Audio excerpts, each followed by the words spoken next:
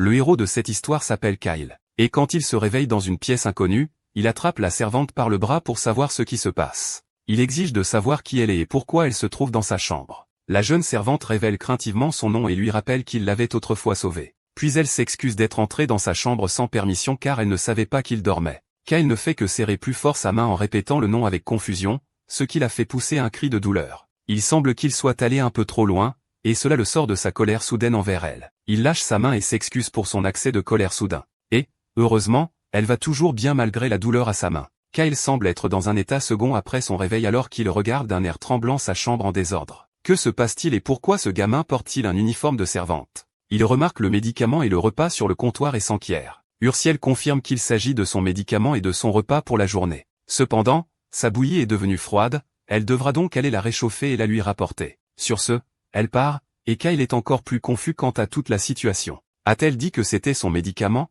Et qu'est-il arrivé à son corps? Il descend prudemment du lit et se dirige vers le miroir le plus proche pour se regarder pour la première fois. C'est le visage d'un personnage de jeu vidéo, pas le sien. Celui qui se trouve dans le corps de Kyle Celtarian n'était pas Kyle du tout. Il ébouriffa ses cheveux en panique en se regardant dans le miroir. Li Yanho, un streamer de jeux populaire d'un autre monde, s'était en quelque sorte téléporté dans le corps d'un personnage d'un jeu auquel il jouait souvent nommé Fantasy Défense. À ce moment-là, il réalisa qu'il s'était en quelque sorte réveillé dans un autre monde. Le personnage Kyle Celtarian est un PNJ de jeu vidéo qui apparaît dans son jeu préféré. Il est le plus jeune fils de la famille du marquis Celtarian, connu pour son talent à l'épée. En tant que l'un des personnages de la famille Celtarian, il a été impliqué dans de nombreux événements du début du jeu. Dans les événements où il interagit avec le protagoniste de l'histoire, il se fait toujours proprement battre, et il est généralement vaincu d'un seul coup par un monstre de niveau minion invoqué par un méchant. En résumé, il ne fait même pas partie des principaux personnages PNJ. C'est un rôle absolument secondaire. Ce genre de personnage est celui dans lequel Li Yanho s'est réveillé.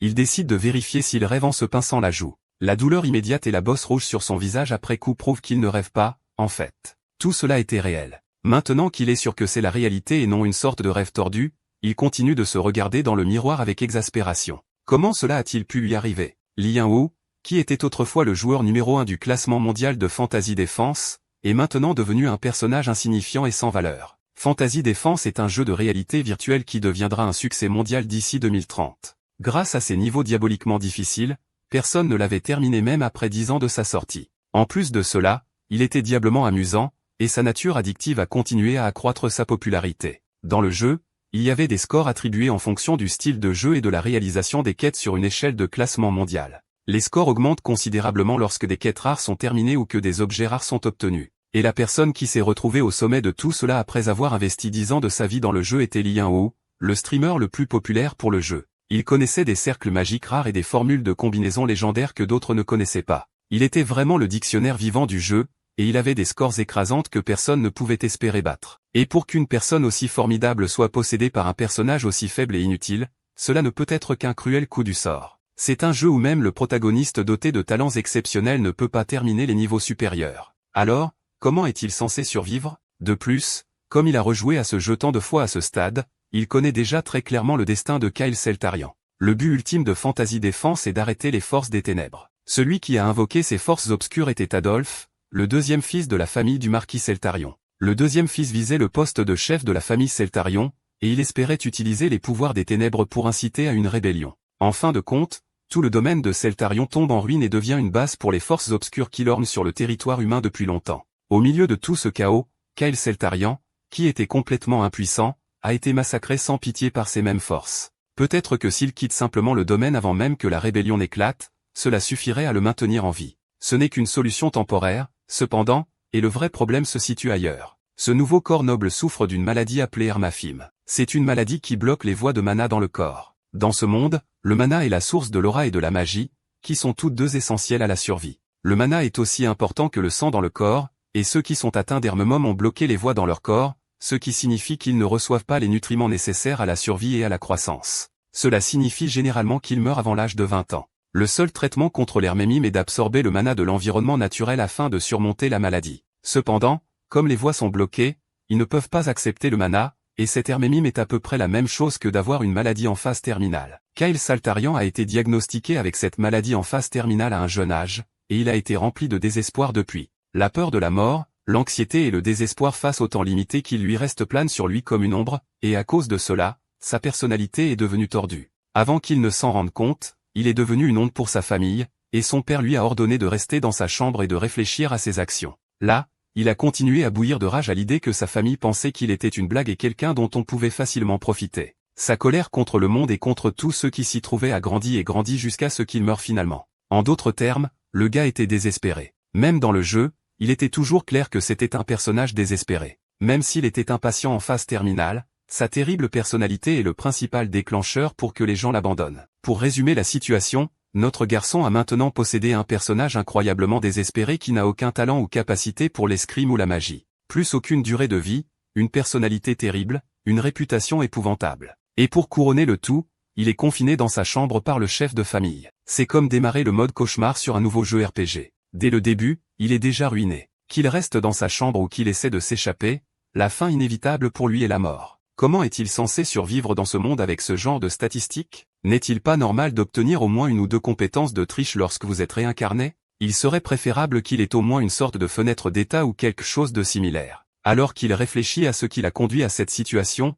des orbes bleus vifs commencent à briller autour de lui. Il n'y avait rien de tel dans la région il y a quelques instants. D'où cela vient-il? Le jeune noble tend la main avec précaution et touche l'orbe, ce qui provoque une explosion de lumière de sa main. Une fois qu'elle s'est dissipée, une fenêtre d'état avec quelques messages clés apparaît devant lui. Il s'est réveillé, et à cause de cela, il recevra maintenant 2 nouveaux talents, qui incluent l'accès à une fenêtre d'état et la capacité de l'œil de l'esprit, qui sera activée automatiquement à partir de maintenant. Comme si elle était invoquée par lui, la fenêtre d'état apparaît juste devant ses yeux et affiche les statistiques actuelles de son nouveau corps. Il a 2 nouveaux talents appelés voix de mana et œil de l'esprit. Qu'est-ce que les voix de mana pourraient être? Eh bien, pour commencer, l'œil de l'esprit vous permet de voir les spécifications détaillées des personnes et de l'équipement autour de vous. Les voix de mana, cependant, sont un tout nouveau talent dont il n'avait jamais entendu parler auparavant. À en juger par le nom, il semble que ce soit lié à la magie d'une manière ou d'une autre. Mais les talents de magie sont censés être sous le talent compagnon de mana. Même s'il n'a jamais vu ce talent auparavant, son intuition de joueur lui dit que ce talent est en quelque sorte supérieur au compagnon de mana,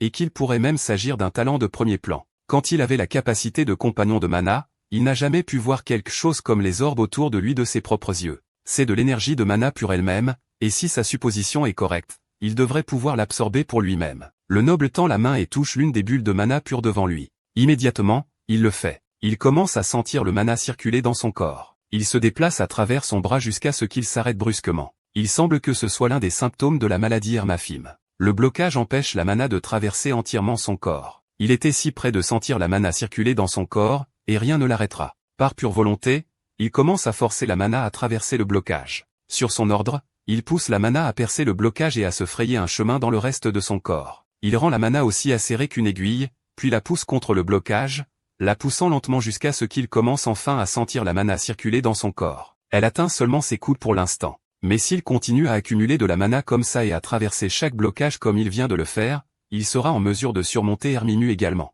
Grâce à cela, il ne mourra pas, et il y aura de l'espoir pour lui après tout. De retour dans la cuisine, Ursiel a fini de réchauffer la bouillie de son maître. Elle doit se dépêcher de la lui rapporter avant qu'elle ne refroidisse à nouveau. Alors qu'elle s'apprête à remonter la nourriture, un groupe de femmes de chambre s'approche pour la confronter. Elles lui disent de ne pas donner cette nourriture à Kyle et bloquent la porte de la cuisine. Ursiel les regarde, un peu confuse, tandis que les femmes de chambre continuent d'expliquer qu'en signe de protestation contre les méfaits de leur Kyle envers les femmes de chambre, elles se sont réunies et ont décidé de cesser temporairement de le servir. S'il a faim pendant quelques jours, peut-être qu'il changera d'avis et d'attitude envers elles. Elle lui ordonne donc de poser la nourriture et de se conformer à leurs exigences. Ursiel, de son côté, ne se soucie pas de leurs protestations. Elle leur dit de faire ce qu'elles veulent pendant qu'elle continue à faire son travail. Cette réponse ne plaît pas du tout aux femmes de chambre. L'une d'elles lui crie dessus avec colère de faire au moins semblant d'être gentille. Sur ce, elle jette le plateau de repas de ses mains et le fait tomber par terre. Elle demande si la jeune femme de chambre pense toujours qu'elle est une sorte de mobile. Elle vient d'une famille ruinée et a été vendue comme esclave, alors comment ose-t-elle répondre à ses camarades femmes de chambre? Ursula ignore ses cris pendant que l'autre femme de chambre retient celle qui est en colère. La jeune femme de chambre se moque bien des divagations de ses collègues alors qu'elle continue de nettoyer la nourriture renversée sur le sol. Cela met la femme encore plus en colère, et elle lève la main pour gifler l'enfant qui est agenouillé sur le sol pour nettoyer le désordre. À ce moment-là, la porte s'ouvre brusquement et un homme aux cheveux blonds entre dans la pièce. La main de la femme de chambre en colère se fige en l'air. Tout le monde est choqué par la présence de Monsieur Léonard dans la cuisine alors qu'il demande avec colère ce qui se passe ici. Les deux autres le regardent seulement avec étonnement alors qu'il les dépasse pour regarder le désordre sur le sol et la jeune fille qui a du mal à le nettoyer. Il soupire une fois qu'il se rend compte que ces deux-là sont juste en train de rendre la vie difficile à la jeune fille. Le repas de leur Kyle est déjà en retard, et elle doit se dépêcher d'en préparer un autre pour le lui apporter. Ursiel accepte et part préparer une autre assiette de nourriture pendant que les deux femmes de chambre se tiennent timidement à l'écart. Léonard se tourne avec colère vers elle une fois qu'elle est partie, et il est clair qu'il n'est pas impressionné par ce qu'il vient de voir. Pendant ce temps, Kyle continue d'examiner ses nouvelles capacités dans le menu d'état. S'il utilisait l'œil de l'esprit et les voies de mana ensemble, cela pourrait même changer le destin de la maison des marquis, qui était vouée à une chute horrible. Il joue à ce jeu depuis 10 ans à ce stade, et il a un niveau avancé d'information sur la prospective. De plus, il est né avec le grand pouvoir et la richesse d'un noble. Avec toutes ces choses de son côté, il pourrait être possible d'empêcher les forces des ténèbres de prendre le dessus. Il semble qu'il y ait de grandes choses devant lui. Mais d'abord, il doit surmonter son Ermamou en ouvrant les passages de mana et en apprenant la magie. Mana de lait, par exemple, est un talent spécialisé dans la magie. Avec son nouveau talent pour la magie, il serait préférable pour lui de devenir un magicien plutôt qu'un chevalier. La deuxième chose qu'il doit faire est d'empêcher la chute de la famille Marcus. Puisqu'il fait partie de cette famille, si la famille se porte bien, il en sera de même pour lui. Le marquis de Celtrian sera un soutien très solide en termes de réputation, de compétences, de richesse et de tout ce qu'il pourrait demander. Étant donné que le territoire est situé à la périphérie, il n'a pas à s'inquiéter de la situation dans la capitale. Enfin, et c'est le plus important, il doit rassembler des alliés talentueux, afin de se préparer à l'attaque massive des ténèbres qu'il s'attend à voir se produire dans un avenir proche. S'il devait sélectionner une personne potentiellement talentueuse et en faire ses alliés, elle lui donnerait un pouvoir plus fort en retour. C'est ainsi qu'il va construire sa force. Cependant, tout d'abord, afin de rassembler des talents, il doit chercher quelqu'un à proximité. Puisqu'il est le marquis de Celtalion, il devrait commencer par Léonard, qui était autrefois un PNJ tank utile pendant qu'il jouait au jeu. Alors qu'il continue à réfléchir à ce qu'il va faire, une voix de fille l'appelle depuis la porte. C'est Ursiel qui est revenu avec la nourriture qu'elle était allée lui préparer. Ses yeux s'écarquillent lorsqu'il la voit, et il se rend compte que c'est l'enfant qui est entré dans sa chambre plus tôt. Bien qu'il ne semble pas se souvenir de son nom, elle retourne silencieusement à son comptoir pour préparer sa nourriture et ses médicaments pendant qu'il se débat pour se souvenir. Soudain, la fenêtre d'état apparaît avec exactement les informations dont il a besoin. Elle la classe comme un ennemi de Baran et montre des informations détaillées sur ses statistiques et ses talents. Ses caractéristiques sont d'être froide et travailleuse,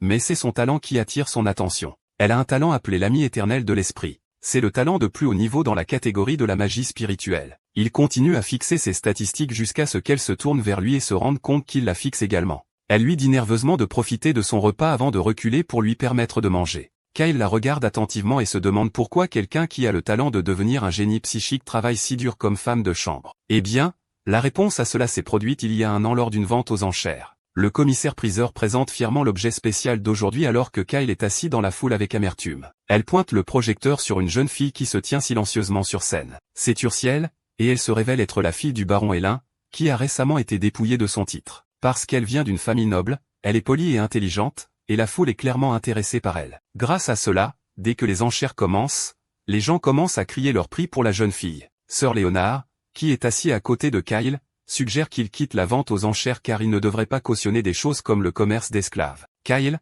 cependant, se lève à la place et place une enchère élevée de 300 pièces d'or. Le prix est si fou que le commissaire-priseur balbutie un instant en l'entendant. Le chevalier à côté de lui l'interpelle sous le choc d'avoir même pensé à acheter un esclave, mais le jeune noble le fait taire avec un mot. Il dépensera son argent comme il le souhaite. Dans son esprit, ses actions n'ont pas d'importance puisque son propre père ne se soucie même pas de ce qu'il fait. Puis, avec la foule complètement silencieuse à cause de son enchère élevée, il se dirige vers la fille qui le regarde avec une expression vide sur son visage alors que ses mains sont enchaînées. Il lui dit qu'à partir de maintenant, elle lui appartient. Maintenant qu'il avait acheté Ursiel, il l'a emmenée dehors et a libéré ses chaînes. Avec cela, elle était libre de faire ce qu'elle voulait. Il la libère et lui dit qu'elle n'est plus une esclave maintenant qu'il a acheté sa liberté. Kyle se tourne pour partir avec Sir Léonard à ses côtés, mais la jeune fille l'interpelle à nouveau. Elle y réfléchit un instant. Maintenant qu'elle avait sa liberté, elle pouvait aller où elle voulait. Mais puisqu'il a dit qu'il la possédait, elle veut aller avec lui. Kyle ricane et lui dit de faire ce qu'elle souhaite. De retour dans le présent,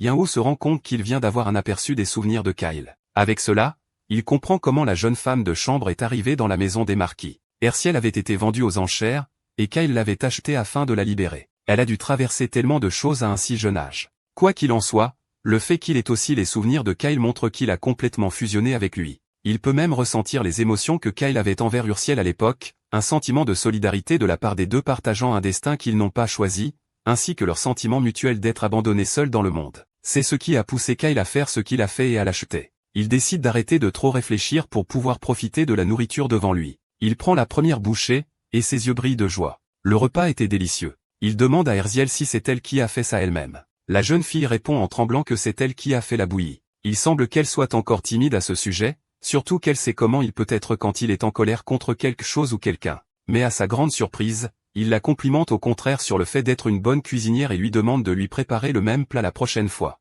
Ursula est momentanément choquée par cela et détourne timidement le regard. Un menu d'état s'ouvre au-dessus de sa tête et indique que son affection est passée à 35 grâce à son compliment. Même si elle avait un peu d'affection, compte tenu de la rencontre dramatique qu'ils avaient eue précédemment, son affection n'était pas si élevée. Ce n'est pas très surprenant, cependant, car elle a dû être témoin de tous les comportements délinquants de Lord Kyle. Le fait qu'elle ait de l'affection pour lui était un miracle en soi. Dans le jeu auquel il jouait, il n'y avait pas d'invocatrice d'esprit nommée Ursiel. Cela signifie que dans l'histoire principale du jeu, elle n'a jamais été capable de développer pleinement ses capacités d'invocatrice d'esprit. Et au lieu de cela, elle s'est retrouvée prise dans la rébellion interne de la maison du marquis où elle a perdu la vie. Cette fois, il n'allait pas laisser cela arriver. Il n'y a aucune chance qu'il laisse échapper un tel joyau, surtout alors qu'elle est juste devant lui. Il décide de commencer à travailler directement. Il lui demande si elle a déjà pensé à apprendre l'invocation d'esprit. Elle le regarde, confuse quant à la raison pour laquelle il veut soudainement qu'elle apprenne une telle chose. Le jeune noble dit qu'il veut qu'elle l'apprenne parce qu'il pense qu'elle a un talent pour ça.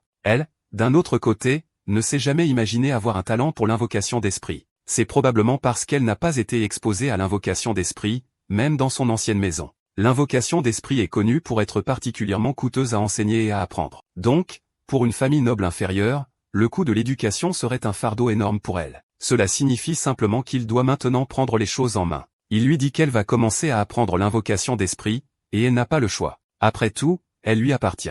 Ursiel prend une gorgée de salive et détourne timidement le regard alors qu'une autre fenêtre de notification apparaît au-dessus de sa tête, et son affection augmente à 50%. Quelques jours plus tard, Lord Kyle quitte sa chambre et tombe nez à nez avec Sir Léonard. Il se fixe intensément avant que le noble aux cheveux de neige ne demande au chevalier de le laisser passer. Sir Léonard refuse immédiatement, ce qui ne fait qu'énerver davantage Lord Kyle. Il est resté coincé dans cette pièce depuis trop longtemps, et il n'allait absolument pas rester dans cette pièce pour le reste de sa vie. Sir Léonard lui dit fermement qu'il ne peut pas partir tant que son père ne lui en a pas donné la permission, surtout après ce qui s'est passé et les dernières paroles du Seigneur à son égard. Lord Kyle se fige une seconde, et son esprit erre sur toutes les disputes que le Seigneur a eues avec lui. La raison pour laquelle les règles d'arrestation de la pièce étaient là était qu'il ne pouvait plus tolérer ces constantes provocations. Mais plus il perd de temps ici, moins il a de temps pour obtenir les particules de mana qui flottent plus profondément dans la maison. Depuis qu'il a découvert qu'il pouvait débloquer les voies de mana en utilisant les orbes de mana qui apparaissent autour de sa chambre, il a absorbé toutes les particules qui apparaissent dans sa chambre chaque jour. Bien que cela ne suffise pas à débloquer instantanément les voies,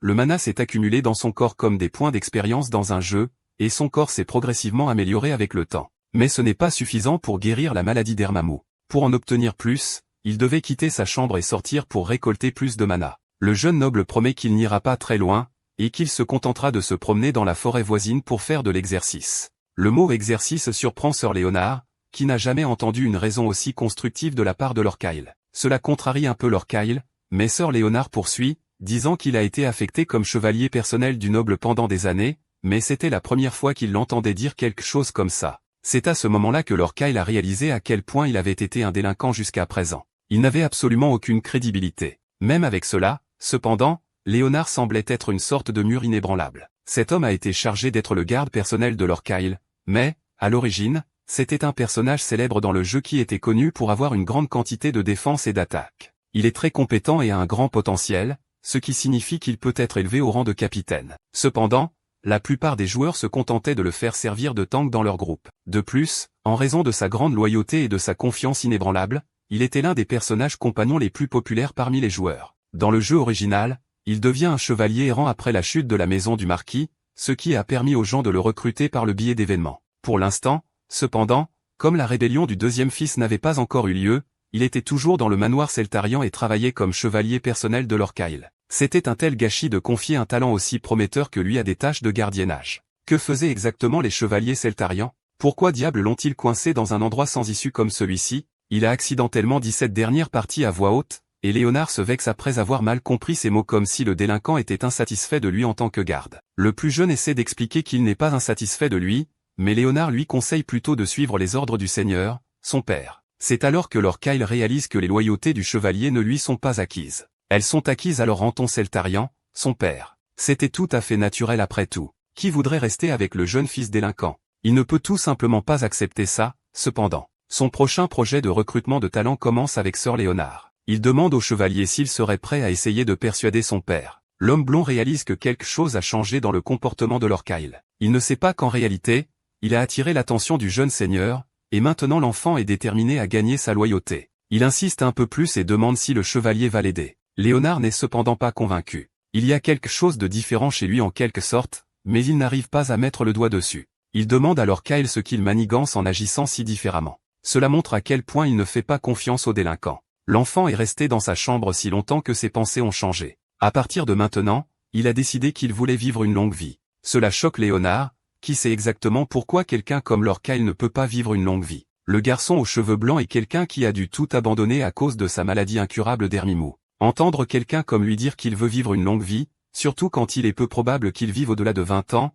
était triste à entendre. Il n'avait aucun talent magique et aucune compétence particulière en escrime. Et étant le plus jeune, il n'a aucune chance d'hériter de la famille. Même avec tout cela, Lord Anton a décidé de le garder aux côtés de l'enfant. Le noble plus âgé a un jour demandé à Léonard s'il y avait du ressentiment pour cette décision qui a pratiquement stagné sa carrière. Il a immédiatement répondu que ce serait un honneur au-delà des mots pour quelqu'un de l'ordre des chevaliers Seltarians de protéger un descendant direct de la famille du marquis. Il prévoit de remplir fidèlement ses devoirs en tant qu'homme de loyauté. C'est précisément parce qu'il était un homme si loyal que Lord Anton le veut aux côtés de Lord Kyle. Dans la maison Marca, il n'y a personne d'autre à qui l'on puisse faire confiance pour le protéger. Personne sauf le digne de confiance et loyal Léonard. Avec cela, le seigneur plus âgé lui confie la tâche de prendre soin du fils de la maison. Le chevalier prévoit d'obéir à cet ordre jusqu'à la mort, même si l'enfant le harcèle maintenant pour avoir la chance de sortir et de faire de l'exercice. Il continue de demander s'il peut sortir et suggère même que le chevalier blond dise au seigneur qu'il veut juste faire de l'exercice. Léonard pose une main ferme pour l'empêcher de bouger davantage. Il n'a pas besoin de sortir pour faire de l'exercice, d'autant plus qu'il peut aussi faire de l'exercice à l'intérieur. Sans autre choix, Lord Kyle décide d'essayer une approche plus agressive. Il avertit Léonard de s'écarter et de ne pas le faire se répéter. Tout ce qu'il avait à faire était de sortir et de trouver d'autres cœurs de mana afin de pouvoir continuer à travailler à dégager ses voies de mana. Il lança à Léonard un regard sérieux, et Léonard sentit une étrange aura émaner de lui. Une fois de plus, il avait le sentiment que quelque chose était vraiment différent chez Lord Kyle. Mais même ainsi, il devait tenir bon ici, peu importe combien le jeune seigneur avait changé du jour au lendemain. Il fit un pas en avant et se tint plus assuré devant le garçon. L'ordre du marquis est absolu, et cela s'applique également au jeune seigneur. Cependant, s'il voulait vraiment sortir, il devrait d'abord le dépasser. Tout d'un coup, Lord Kyle sentit une lourde intention de tuer émaner de la nuit. Il n'était pas juste pour Léonard d'utiliser l'intention de tuer sur un enfant juste pour une demande de sortir. S'il était un garçon ordinaire de 13 ans, il aurait pu se mouiller de peur et s'effondrer sur place. Heureusement pour lui, il n'était pas un garçon ordinaire de 13 ans. Il sourit malgré l'aura accablante venant de la nuit et passa calmement devant lui et lui donna un coup de poing sur l'épaule. Cela choqua Léonard, qui resta immobile pendant que l'enfant passait devant lui, ce qui signifiait qu'il devait tenir sa promesse. Ils sortirent dans la nuit relaxante, et la première chose que Lord Kyle remarqua fut la fraîcheur de l'air. Il y avait longtemps qu'il n'était pas sorti, et il prit un moment pour s'étirer et sentir l'air sur sa peau. Même si le jardin n'était pas trop loin de chez lui, il ressentait toujours un sentiment de liberté en regardant le beau ciel nocturne. Et plus que tout, il était excité par la quantité de monoparticules qui circulaient partout. Maintenant qu'il en avait l'occasion, il allait toutes les dévorer. Le jeune Lord court dans le jardin, essayant de ramasser autant de noyaux de mana que possible tout en gardant un œil sur le cœur. Du point de vue du chevalier, il courait comme un enfant dans une cour de récréation, et cela lui rappelait le fait que Lord Kyle était encore un enfant en fin de compte. Il ne s'attendait pas à ce que le jeune Lord soit si heureux de simplement sortir, mais quand même, un enfant capable de le dépasser alors qu'il utilisait son intention de tuer aurait dû être impossible, d'autant plus que Lord Kyle ne s'est pas entraîné au mana ou à l'aura, donc il ne devrait pas être capable de gérer ce genre de pression. Léonard reste plongé dans ses pensées et ne remarque pas que Kyle le regarde. Il est évident qu'il est encore secoué par ce qui s'est passé, et il a toutes les raisons d'être choqué. La raison pour laquelle Kyle a pu résister à l'intention de tuer de Léonard était simple. Il est peut-être physiquement un jeune noble de 13 ans qui n'a jamais participé à un combat, mais mentalement, c'est un vétéran qui a survécu à d'innombrables guerres virtuelles pendant 10 ans dans un jeu de réalité virtuelle. Fantasy Défense était célèbre pour ses représentations réalistes grâce à la réalité virtuelle. Et grâce à sa montagne d'expérience, il s'était désensibilisé à ces moments de vie ou de mort, d'autant plus qu'il avait déjà vu des spectacles horribles en pataugeant dans des piles de cadavres et en étant trempé de sang. Une petite tactique d'intimidation comme l'intention de tuer était trop facile à briser pour lui après tout ce qu'il a vécu. Après un peu plus de collecte de mana, il en avait assez pour pouvoir dégager d'autres canaux de mana. Sortir était définitivement le bon choix. Léonard informe le jeune lorsqu'il va demander une punition à l'ordre du marquis pour ses actions. Même s'il ne faisait que suivre les ordres, il avait quand même tort de l'utiliser sur quelqu'un qu'il était censé protéger et servir. Puis il incline la tête et s'excuse auprès de Kyle pour l'utilisation inutile d'une compétence puissante sur lui. Kyle jeta un coup d'œil à Léonard, puis lui dit de transmettre ses paroles à son père, disant que Kyle ne souhaite pas que Léonard soit puni. Le seigneur plus âgé est choqué quand il entend que son fils Kyle a réellement dit qu'il ne voulait pas que son subordonné soit puni. Il demande une fois de plus pour s'assurer que c'est bien Kyle qui lui a transmis ce message. Kyle ne semblait tout simplement pas être le genre de personne à faire une chose pareille pour qui que ce soit. Il a également mentionné que Kyle avait réussi à faire face à sa compétence d'intention de tuer, ce qu'aucun jeune de 13 ans normal ne devrait être capable de faire. En fait, Léonard doutait également de ce qu'il voyait. Pour que Kyle ait résisté à l'intention de tuer d'un chevalier expert comme lui, il a dû acquérir de grandes compétences de nulle part. Le seigneur plus âgé demande alors ce que Kyle a fait plus tard dans le jardin. Après avoir couru dans le jardin pendant un moment, il s'est détendu et a médité. Léonard l'a regardé avec surprise pendant qu'il méditait dans le jardin. Il a demandé au jeune lord quand il avait appris à méditer. Quand Kyle était plus jeune, il a brièvement appris l'escrime auprès de son père. À l'époque, il avait également appris à méditer, mais il n'avait pas le talent pour cela, alors il a rapidement abandonné. Alors il voulait réessayer. Et pour ce faire, il a demandé à Léonard d'éloigner tout le monde de la zone afin de ne pas être distrait. Après cela, il a médité à cet endroit pendant 6 heures entières. Le seigneur plus âgé a interrompu l'histoire, surpris par l'idée que Kyle puisse même méditer aussi longtemps. Il a médité pendant 6 heures entières, pas 6 secondes. Ce gamin a peut-être changé après tout. Le duc avait autrefois essayé d'enseigner à Kyle les bases de l'escrime quand il était jeune. Il était un descendant de la famille Celtarian après tout, donc il devrait au moins être capable de suivre la voie de l'escrime. Il espérait également que l'enfant aux cheveux blancs hériterait des compétences des techniques sacrées de la famille. Cependant, ce gamin ne pouvait rien faire. Il s'agenouillait après un peu d'entraînement et se plaignait que ses jambes lui donnaient l'impression qu'il allait avoir des crampes. Cela a mis le duc en colère face au fait qu'une personne aussi faible puisse faire partie de sa famille. Il n'y a jamais eu de descendant plus faible dans sa famille. Kyle n'avait aucun talent pour l'escrime. En plus de cela, il manquait de ténacité et de patience, et il ne pouvait même pas endurer un entraînement simple. Alors, entendre que quelqu'un comme ça a réellement médité pendant 6 heures est incroyable. Se pourrait-il que quelque chose lui ait frappé la tête et ait changé sa personnalité? Léonard y avait déjà pensé, et il a vérifié s'il y avait quelque chose qui n'allait pas dans sa nourriture. Heureusement, il n'y avait rien d'inhabituel, et le changement soudain de Kyle était entièrement de son propre chef. Sa personnalité a complètement changé récemment, et ce n'est pas seulement son attitude envers le travail acharné qui a changé. Même la façon dont il regardait Léonard avait clairement changé également. Il semble qu'il ait enfin commencé à mûrir un peu, et c'est quelque chose qui intéresse le duc. Il décide de laisser tomber sans plus de discussion et charge Léonard de continuer à s'occuper de Kyle. De retour dans sa chambre, Kyle continue de canaliser son mana jusqu'à ce que sa vision spirituelle soit améliorée et que son mana commence à déborder. Grâce à cela, ses yeux peuvent maintenant accéder avec précision à l'état de son propre corps. Avec ça, il devrait être capable de dégager les voies de mana jusqu'à son cœur en une seule fois. Il commence dans son bras, puis il tire le mana dans son épaule,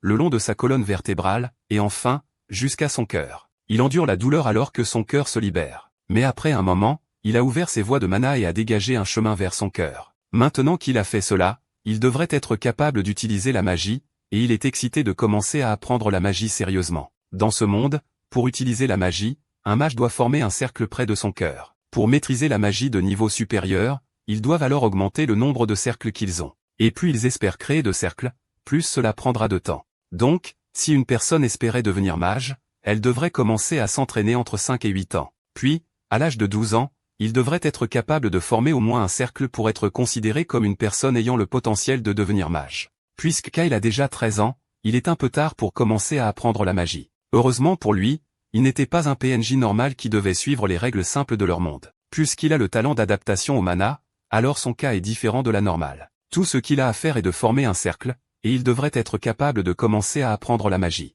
Mais d'abord, il devait apprendre à former un cercle en premier lieu. Peut-être pourrait-il le construire comme il l'a appris dans le jeu. Alors qu'il réfléchissait à la façon dont il ferait les choses, on frappa à sa porte. C'est Léonard, et il est venu annoncer que le duc a levé les restrictions sur les mouvements de Kyle. Maintenant, il est autorisé à quitter sa chambre et à se promener dans le jardin à condition que Léonard l'accompagne à tout moment. Il ne peut toujours pas quitter le domaine, mais être autorisé à se promener dans le jardin est déjà une bénédiction pour quelqu'un qui passe chaque jour et chaque nuit piégé dans sa chambre. Il semble que Léonard ait vraiment fait du bon travail pour convaincre son père, mais il semble également que sa faveur ait également augmenté. Elle avait augmenté de 30 points de nulle part. Quand il a repoussé l'intention de tuer, sa faveur était à -50. Peut-être a-t-il été ému par sa méditation dans le jardin, d'autant plus qu'il a médité toute la nuit et s'est effondré le matin. Léonard semble être le genre de personne qui est impressionné par la sueur et la persévérance. Quoi qu'il en soit, maintenant que ces restrictions ont été levées, il y a un endroit où il a envie d'aller. La bibliothèque du domaine est un lieu rempli de toutes les connaissances dont il aurait besoin pour former son premier cercle magique,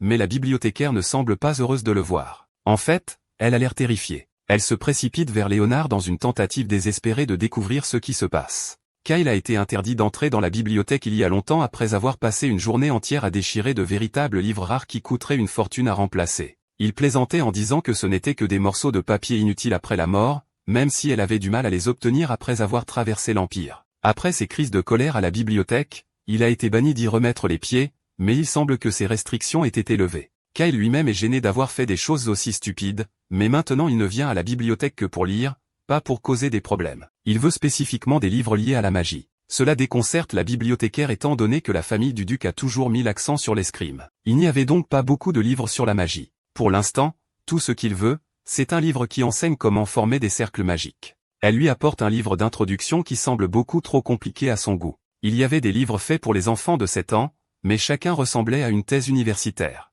Normalement, s'il s'agissait d'une sorte de jeu, il y aurait une fenêtre d'état qui lui permettrait d'apprendre automatiquement tout ce qui se trouve dans chaque livre. Comme par magie, une fenêtre d'état apparaît devant lui et l'informe qu'il a débloqué une compétence appelée vision spirituelle. Elle lui permet de traduire le livre de bas niveau qu'il avait du mal à lire, puis de le transformer en copie plus simple qu'il peut lire rapidement. En plus de la fonction de traduction, il peut également utiliser sa compétence de perception aiguë pour décoder les livres facilement et rapidement. Il demande à Alice, la bibliothécaire, plus de livres pour débutants, et il est ravi d'acquérir autant de connaissances que possible. Léonard se demande s'il est vraiment acceptable d'emprunter autant de livres à la fois. La bibliothécaire craignait vraiment qu'il n'en abîme à cause du nombre qu'il avait emprunté. Même vendre sa maison ne suffirait pas à les remplacer s'ils étaient perdus ou endommagés. Elle n'avait pas besoin de s'en soucier autant, cependant, puisqu'il prévoyait de les finir rapidement, ou du moins il s'en désintéresserait à moitié. Normalement, Kyle détestait les livres, mais maintenant il lit avidement autant qu'il le peut à la fois. Léonard remarque que les livres qu'il a choisis étaient principalement des livres sur la gestion du mana et la formation de cercles magiques.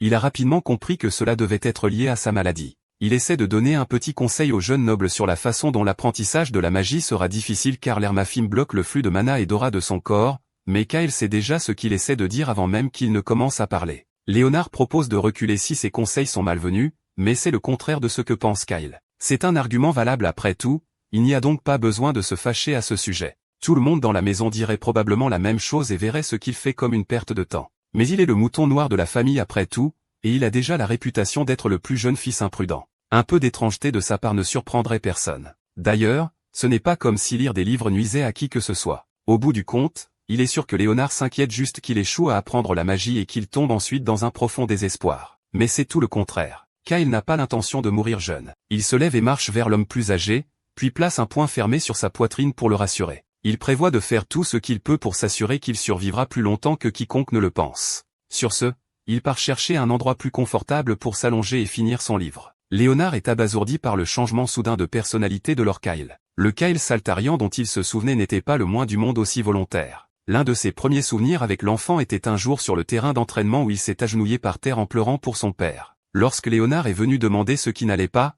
il lui a dit que le seigneur plus âgé avait dit qu'il n'y avait pas besoin d'un enfant comme lui. Il était autrefois un tel pleurnichard, et maintenant il semblait qu'il devenait quelqu'un d'admirable. Le chevalier blond ramasse un livre et se dirige vers l'enfant, et c'est alors que Kyle remarque que son score d'affection est passé de -30 à 0. Il n'a aucune idée de pourquoi cela s'est produit si soudainement. Il n'y avait rien de spécial qui l'ait fait qui aurait dû le faire remonter si soudainement. Il est presque effrayé à l'approche de l'homme plus âgé, mais tout ce qu'il fait est de poser un livre sur la table avant de partir et propose d'attendre devant sa chambre. Avant que l'homme plus âgé ne parte, il y avait le plus léger signe de sourire sur son visage. Kyle se demande si peut-être il aimait juste voir le jeune garçon lire. Mais si c'est le cas, alors pourquoi son niveau d'affection n'a-t-il pas changé pendant qu'ils étaient à la bibliothèque? Eh bien, il aime généralement voir la persévérance, alors peut-être que lire plusieurs livres en une seule fois compte comme de la persévérance. Quelle que soit la raison, Kyle a simplement imputé cela au fait qu'il était un type étrange. Pendant tout ce temps, Léonard se tenait devant sa chambre avec un sourire plein d'espoir sur son visage. Maintenant que le chevalier plus âgé est parti et qu'il est tout seul,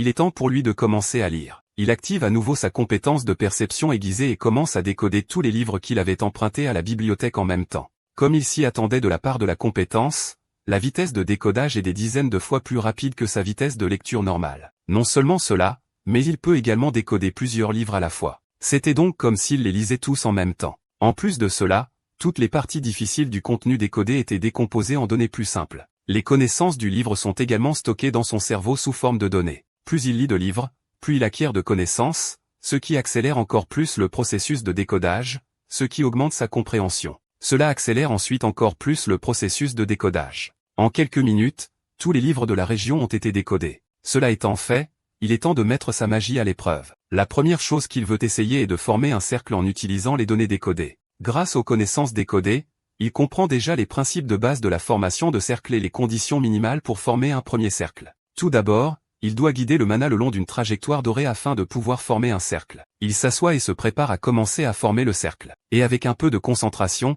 le mana commence à se déplacer le long de la trajectoire. Immédiatement, il commence à sentir que sa poitrine brûle près de son cœur, mais il doit endurer. Sinon, le mana refluera et endommagera ses organes. Il lutte avec cela, et après un long processus pénible, il est réussi à former le premier cercle. Grâce à cela, son trait de voix bloqué a été affaibli. Cela signifie que son mana est devenu plus actif, et il était un pas de plus vers la guérison de sa maladie terminale. Il peut maintenant collecter du mana raffiné dans le cercle, et avec cela, il devrait être en mesure d'utiliser correctement la magie. Cependant, il avait passé toute la nuit à lire et à essayer de former ce cercle. Dès qu'il s'est levé pour célébrer, il s'est effondré d'épuisement. Ses dernières pensées alors qu'il commençait à s'endormir étaient de savoir si Léonard et Ursula allaient le harceler pour avoir dormi sur le sol. Plus tard dans la matinée, Ursula entre dans sa chambre pour lui apporter le petit déjeuner et le voit évanoui sur le sol. Elle se précipite à ses côtés pour essayer de le réveiller. Elle était confuse de savoir pourquoi il était inconscient et ce que tous ces livres faisaient dans sa chambre. Malgré le lourd tribut que le processus a prélevé sur son corps,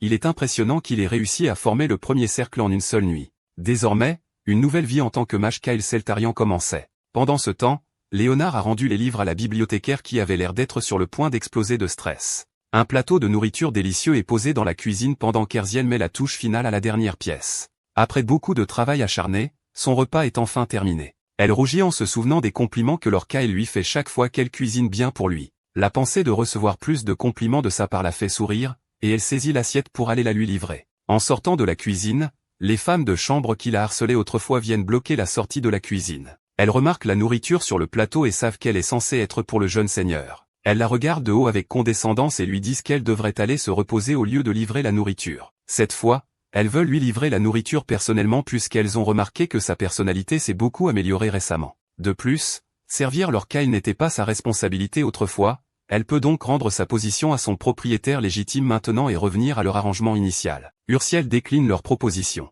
Si elles ont des plaintes concernant son travail ou qu'elles veulent le changer, alors elles peuvent simplement en parler à Lord Kyle lui-même. Sur ce, elle passe devant elle pendant qu'elle lui demande de s'arrêter, mais elle ignore leurs appels et heurte une femme de chambre aux cheveux bleus à la porte. Celle-ci la regarde seulement avec une expression confuse pendant que l'autre femme de chambre continue de lui crier dessus. Elles échangent un regard pendant un moment avant qu'elle ne sorte de la cuisine pour servir Lord Kyle. Alors qu'elle part, la femme de chambre aux cheveux blonds lui lance un regard méchant mais ne dit pas un mot. Elle livre le petit déjeuner à Kyle qui le dévore avec enthousiasme pendant qu'elle le surveille avec un sourire. Elle a essayé d'adapter la recette pour qu'elle corresponde à ce qu'il lui avait appris, et il semble que cela convienne à son goût. Sa cuisine s'améliore de jour en jour. Grâce à lui, elle s'entraîne dur tous les jours, et elle a même appris de nouvelles recettes du chef cuisinier. Elle était vraiment diligente et travailleuse, et il l'admirait pour cela. Mais ses pensées sur elle étaient ailleurs. Il lui demande comment elle progresse avec sa magie spirituelle. Elle se fige lorsqu'il le mentionne et ne répond pas immédiatement, alors il lui demande d'apporter son introduction au livre de magie spirituelle qu'il lui avait donné autrefois.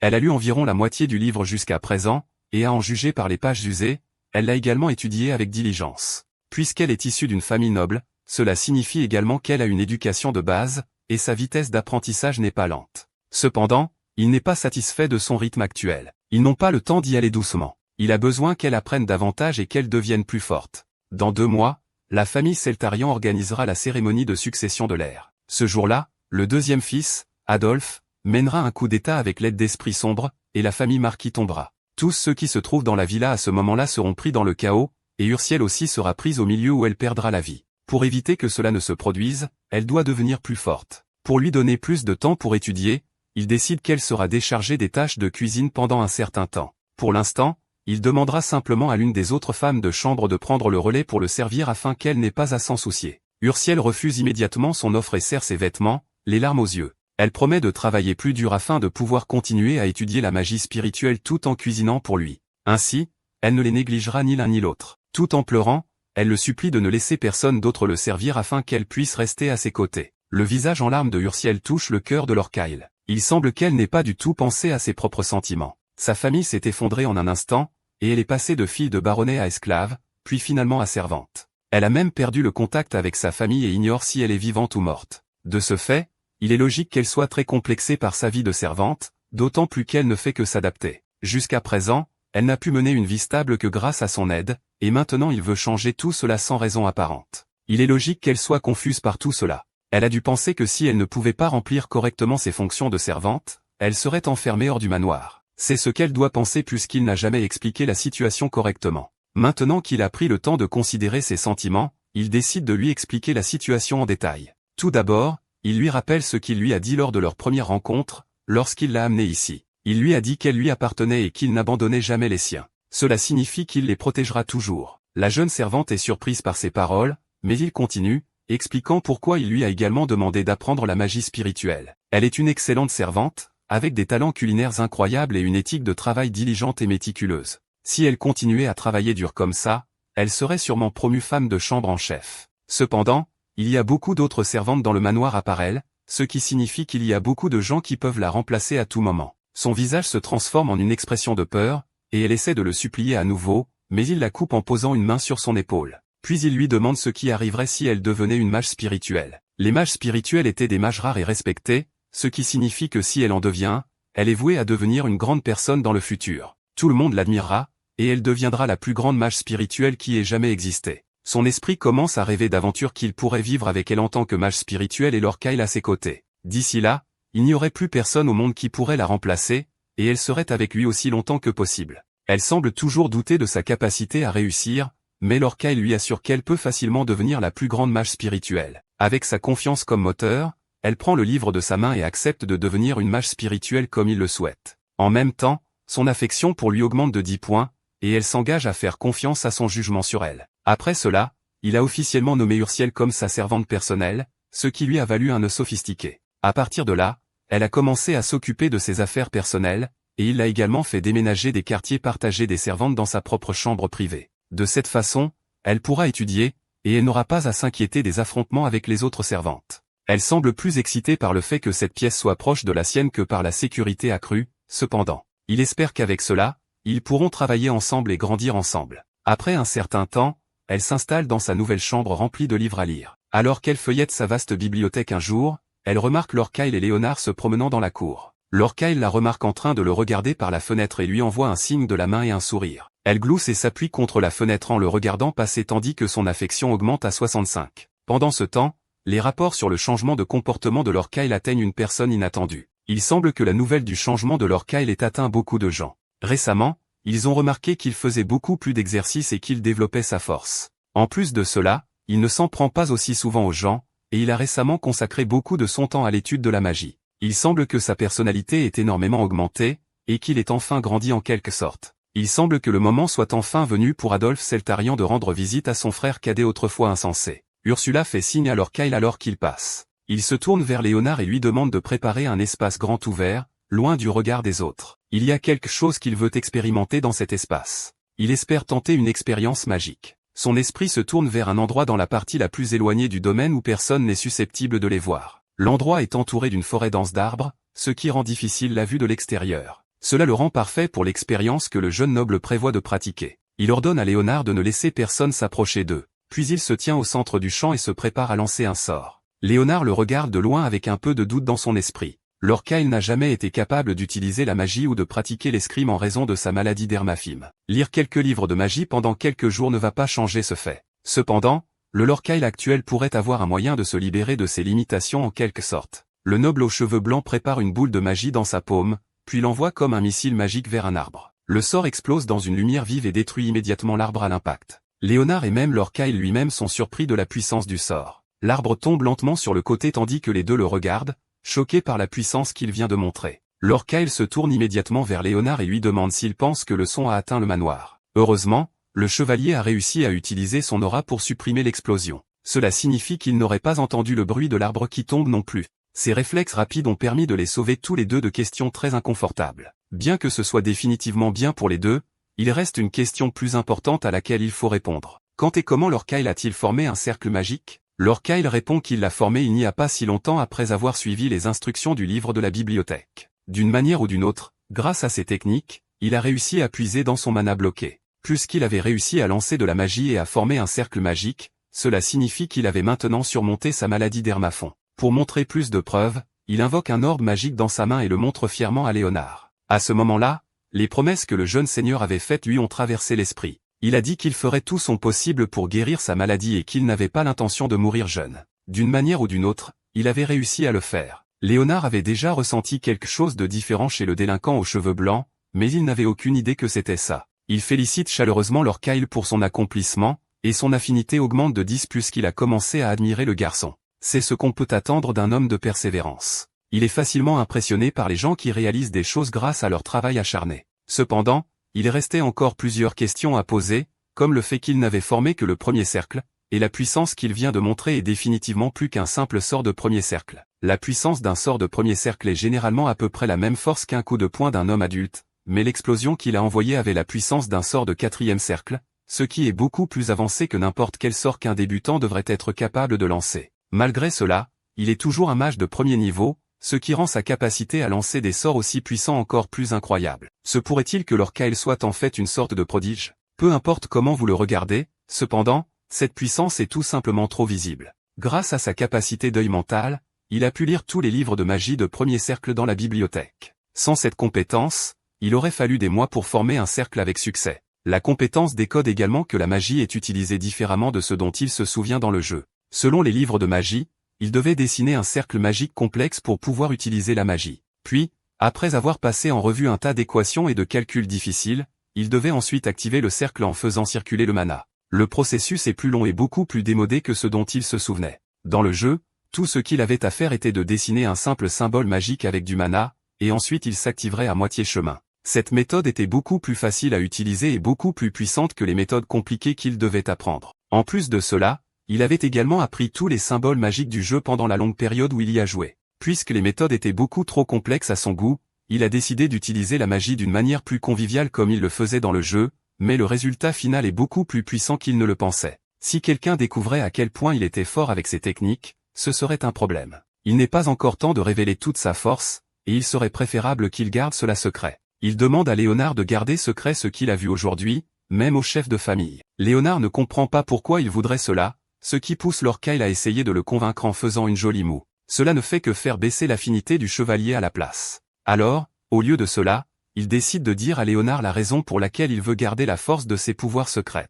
C'est à cause de la cérémonie de succession dans 2 mois. C'est une tradition très importante dans la famille du marquis Selterian qui choisit le prochain successeur. Le successeur n'est pas choisi par l'âge, mais par une compétition. Tous leurs traits sont jugés à la fois, y compris leur personnalité, leur sagesse, le soutien du public et d'autres facteurs. Toutes ces choses sont utilisées pour déterminer qui était l'héritier le plus prometteur pour mener la famille vers une plus grande prospérité. En raison de sa personnalité prometteuse, ses principaux partisans étaient les serviteurs de longue date de la famille. À l'heure actuelle, il y a 2 personnes principales qui se battent pour ce poste, le fils aîné, Abel Seltarion, et le deuxième fils, Adolphe Eltarion. Ces 2 personnages étaient incroyablement importants pour l'histoire. Abel Seltarion est le fils de l'épouse légitime du marquis de Seltarion, et il était également le candidat le plus probable pour l'héritage. Il a une nature douce et d'excellentes compétences en escrime. Et en plus de cela, il a été préparé comme héritier depuis l'enfance, et il a grandi avec de grandes attentes en tant qu'élite modèle. Ensuite, il y a le deuxième fils, Adolphe Seltarian,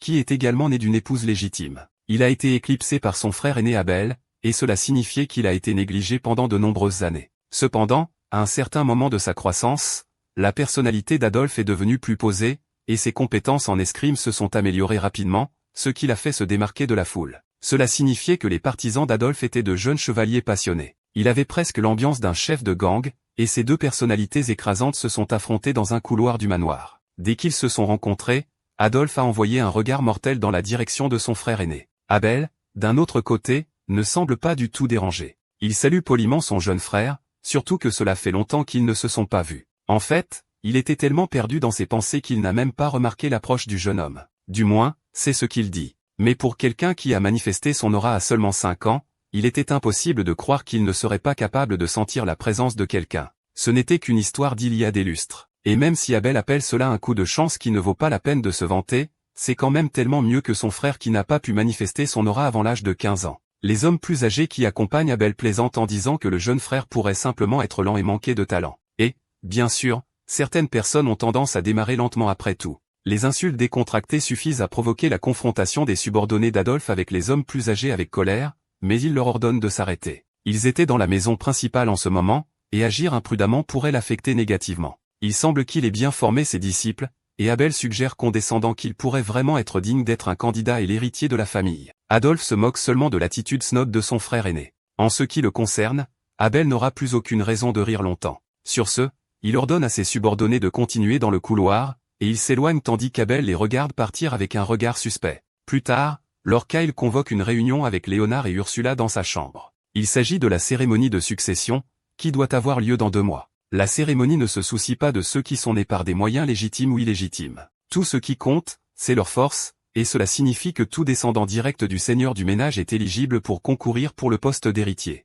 Du moins, sur le papier. En réalité, il y avait des exceptions à la règle, et le plus jeune fils se trouvait justement être l'un d'eux. En raison de la maladie de Lord Kyle, il a été exclu de ces compétitions par défaut. Le 3e fils, Duke, n'était pas non plus impliqué dans la compétition, non seulement parce qu'il est trop jeune, mais aussi parce qu'en termes de compétences en combat à l'épée et en magie, il n'y a pas de comparaison entre lui et le reste de leurs frères. Par conséquent, les candidats les plus probables pour le poste étaient ses 2 frères aînés. Aucun d'eux n'aimerait que des surprises aléatoires apparaissent à ce stade du jeu, d'autant plus qu'ils étaient si proches de la cérémonie de succession. Alors imaginez ce qui se passerait si l'on apprenait que Lord Kyle a soudainement développé un pouvoir important à un moment comme celui-ci. Il était autrefois considéré comme un imbécile qui n'était même pas digne d'être dans leur ligne de mire. Maintenant, il a soudainement l'air de sur le point de s'élever comme un cheval noir. Il n'y avait que 2 réactions possibles à cette nouvelle. Soit ils essaieraient de le convaincre de s'allier avec eux, soit ils lui couraient après la tête. Cela semble être un enchaînement de pensées drastiques au début, mais l'histoire a toujours été pleine d'effusions de sang pour le poste d'héritier, ce n'est donc pas la pensée la plus folle. Selon le cadre du jeu, Abel est une personne fondamentalement bonne, ce qui signifie qu'il y avait peu de chances qu'il prenne la plus drastique des 2 options. Adolphe, d'un autre côté, est presque assuré d'essayer de décapiter son jeune frère. Ce type est déjà déterminé à tuer toute sa famille depuis le début, il est donc hors de question que le frère aîné n'essaie pas de l'attaquer s'il découvre un jour qu'il a appris une puissante magie. À cause de cela, la seule option qu'il a est de surmonter son Hermaphime et de devenir plus fort. Il a peut-être un avenir prometteur, mais en tant que plus jeune mage du premier cercle, il était acceptable soit de le faire entrer en tant qu'allié, soit de ne subir aucun événement majeur même s'il ne le faisait pas. Maintenant qu'il a une compréhension plus détaillée de la situation, il décide de faire confiance au jugement de Lord Kyle et de garder ses pouvoirs secrets pour l'instant. Mais dès que la cérémonie de succession sera terminée, il signalera cette affaire au chef de la famille. Le secret de Lord Kyle semble réduire son affinité avec le chevalier, mais il n'y a rien d'autre qu'il puisse faire dans cette situation. À l'heure actuelle, Léonard est fidèle à son père, il ne peut donc pas s'attendre à ce que le chevalier se range soudainement de son côté. Ce n'est pas impossible, cependant, et c'est déjà un meilleur scénario qu'avant. Même ainsi, il est déjà sûr qu'il peut faire suivre l'homme plus âgé d'une manière ou d'une autre. Son désir effréné est si fort que Léonard peut le sentir. Le chevalier se retourne pour faire face à Lord Kyle et lui demande s'il est vraiment sérieux au sujet de devenir un mage. Le marquisat de Keltarion est connu pour son escrime, mais il serait également bénéfique qu'il devienne un mage serviable. La pensée du fait que Lord Kyle apportera bientôt des contributions positives à la famille fait sourire Léonard, et son affinité augmente considérablement. Lord Kyle est choqué qu'il ait augmenté de nulle part, et il n'a aucune idée de comment cela s'est produit. Serait-ce parce qu'ils ont tous mangé ensemble dans sa chambre? C'est pourquoi le chevalier complimentait Ursiel sur sa cuisine juste après leur conversation. Alors, dans l'espoir de continuer à augmenter leur affinité, Lord Kyle suggère qu'ils mangent ensemble dans sa chambre à partir de maintenant. Léonard n'est pas aussi ravi de l'idée et suggère qu'ils mangent plutôt au quartier du chevalier, mais Ursiel est secrètement heureuse de cette demande soudaine. Plus tard dans la nuit, Lord Kyle s'assoit par terre dans sa chambre en étudiant les symboles magiques qu'il connaissait du jeu auparavant. Ces symboles lui ont permis d'activer sa magie aussi vite que possible avec une énorme quantité de puissance également. Mais dans ce monde, il n'est pas capable de contrôler la puissance de ses sorts. C'est déjà difficile à gérer tel quel, mais maintenant il devra comprendre comment le gérer avant de pouvoir utiliser sa magie en public. Pour l'instant, cependant, il décide d'ignorer tout cela et d'essayer simplement de sceller les symboles pour l'instant. Il y aura une chance de montrer sa magie éventuellement, Mais pour éviter d'attirer l'attention, il devra utiliser la magie de base pour l'instant. L'activation de la magie dans ce monde est lente et difficile à apprendre, mais elle permet un contrôle plus précis. Puis il a une idée. Étant donné que la méthode d'activation de la magie lui permettait de contrôler sa puissance magique et que la méthode d'activation des symboles lui permettait de lancer des sorts plus puissants en moins de temps, il devrait donc être en mesure de combiner les deux et d'obtenir les avantages des deux. Il essaie de les combiner, et le système lui donne immédiatement un avertissement de risque élevé d'explosion magique de ce qu'il est sur le point de faire. La fenêtre de notification apparaissant soudainement lui a fait assez peur pour qu'il recule sous le choc, mais il semble que la combinaison soit réellement possible. Le système lui demande s'il est sûr de vouloir continuer malgré les risques. Cependant, les risques élevés signifient généralement qu'il en tirera de grandes récompenses, et il n'arrivera à rien sans prendre de risques. Dans cette optique, il commence le processus de mélange des deux méthodes d'activation tandis que la fenêtre d'état continue de l'avertir d'un danger d'explosion magique. Puis il lui demande une fois de plus s'il veut continuer, et il accepte avec enthousiasme. Ensuite, le système commence à analyser son corps et ses expériences pour voir s'il a la capacité de combiner les deux méthodes d'activation. Une fois l'analyse terminée, les deux sorts se combinent, et il est capable de créer une nouvelle forme de magie en combinant ces deux techniques de lancement de sorts en une seule. Une fois cela fait, il essaie de continuer à jouer avec le sort pour voir à quel point il peut rendre le sort efficace jusqu'à ce que sa chambre commence à crépiter d'électricité, et il réalise un peu trop tard que quelque chose ne va pas. Ursule marche dehors avec une pile de serviettes dans les mains. Elle entend soudain une forte explosion provenant de la chambre de Lord Kyle et se précipite pour voir ce qui se passe. À l'intérieur de sa chambre, elle trouve Lord Kyle assis sur le sol entouré de terre et de pierres alors qu'il y a un trou géant dans le mur. Sa pratique de la magie ne s'était pas déroulée comme prévu, et il a fini par faire exploser sa chambre. Il aurait probablement dû s'entraîner à l'extérieur une fois qu'il a vu le message d'avertissement. Mais la prochaine fois, il mettra en place de meilleures conditions pour ses futures expériences. Pendant qu'il parle, Léonard court dans la pièce pour vérifier le bruit et commence également à paniquer à propos du mur. Il leur a demandé au moins de l'aider à nettoyer la pièce d'abord. Cependant, les livres sont également ruinés par l'explosion. Un peu plus tard, nous retrouvons Ursula dans la cuisine en train de préparer quelque chose de savoureux pour notre jeune maître Kyle. Mais à en juger par son expression, les choses ne se passent pas exactement comme prévu. Elle n'arrive pas tout à fait à comprendre ce qui ne va pas. Sa nourriture s'enfade, et elle ne veut certainement pas entendre Lord Kyle se plaindre à nouveau à quel point c'est insipide. Alors qu'elle est perdue dans ses pensées, une autre femme de chambre entre dans la pièce. Voici Daisy, et elle ne peut s'empêcher de taquiner Ursule sur son sérieux lorsqu'elle cuisine pour Lord Kyle chaque jour. Mais Ursule ne bronche même pas. Elle garde simplement la tête baissée et dit que c'est son travail, donc, bien sûr, elle veut le faire avec le plus grand soin. Daisy est un peu surprise par la concentration d'Ursule et décide de lui donner un coup de main. Elle suggère d'ajouter une pincée de muscade au ragoût et dit que cela rehaussera la saveur et le rendra beaucoup plus riche. Elle lui dit même de l'essayer et de voir si cela dissipe ses doutes. Ursula a l'air un peu hésitante, mais finit par saupoudrer de la muscade dans le ragoût, y goûte rapidement et est réellement étonnée de constater à quel point il est meilleur. Avec un regard de curiosité mignonne, elle demande à son aînée si elle est si douée en cuisine. Pourquoi ne pas lui apprendre? Daisy sourit, bien que ce soit un peu sinistre, et accepte tout de suite. Elle dit qu'elle serait heureuse d'aider si elle le peut. Mais tout d'abord, Daisy suggère qu'elles apportent la nourriture à Kyle. Après avoir chargé le chariot, elles le font rouler jusqu'à sa chambre. En marchant, Daisy demande comment Lord Kyle va ces derniers temps, mentionnant qu'elle a entendu dire qu'il était devenu beaucoup plus posé. Elle admet qu'elle était vraiment inquiète quand Ursule est devenue sa femme de chambre personnelle, craignant qu'il ne la trouble ou ne la maltraite. Ursule la rassure en lui disant que Lord Kyle la traite en fait très bien. Elle mentionne qu'elle a entendu dire qu'il était devenu assez responsable ces derniers temps, se levant tôt pour faire de l'exercice et étudier beaucoup. Ursule est intriguée par le fait qu'elle pose autant de questions, mais elle finit par confirmer que Kyle travaille vraiment dur dans ses études. La scène passe ensuite à notre garçon, où Ursule lui raconte à quel point Daisy semblait très intéressée par lui et a posé beaucoup de questions, même sur les personnes que Kyle avait rencontrées ces derniers temps. Notre garçon lui demande alors ce qu'elle a dit exactement à Daisy. Ursule répond qu'elle n'a pas beaucoup révélé parce qu'elle ne voulait rien divulguer à son sujet. Elle lui demande si elle a bien fait, et notre garçon lui donne un coup de pouce, reconnaissant qu'elle a fait le bon choix en ne lui révélant rien. Il lui dit aussi qu'à l'avenir, il est acceptable de donner des réponses plus modérées. Il sera difficile de garder secret le fait qu'il a surmonté sa maladie d'Hermemum et qu'il a commencé à apprendre la magie. Alors qu'Ursule s'en va, Kyle réfléchit à la façon dont son deuxième frère aîné a commencé à faire son mouvement. Alors que la nuit tombe sur le manoir,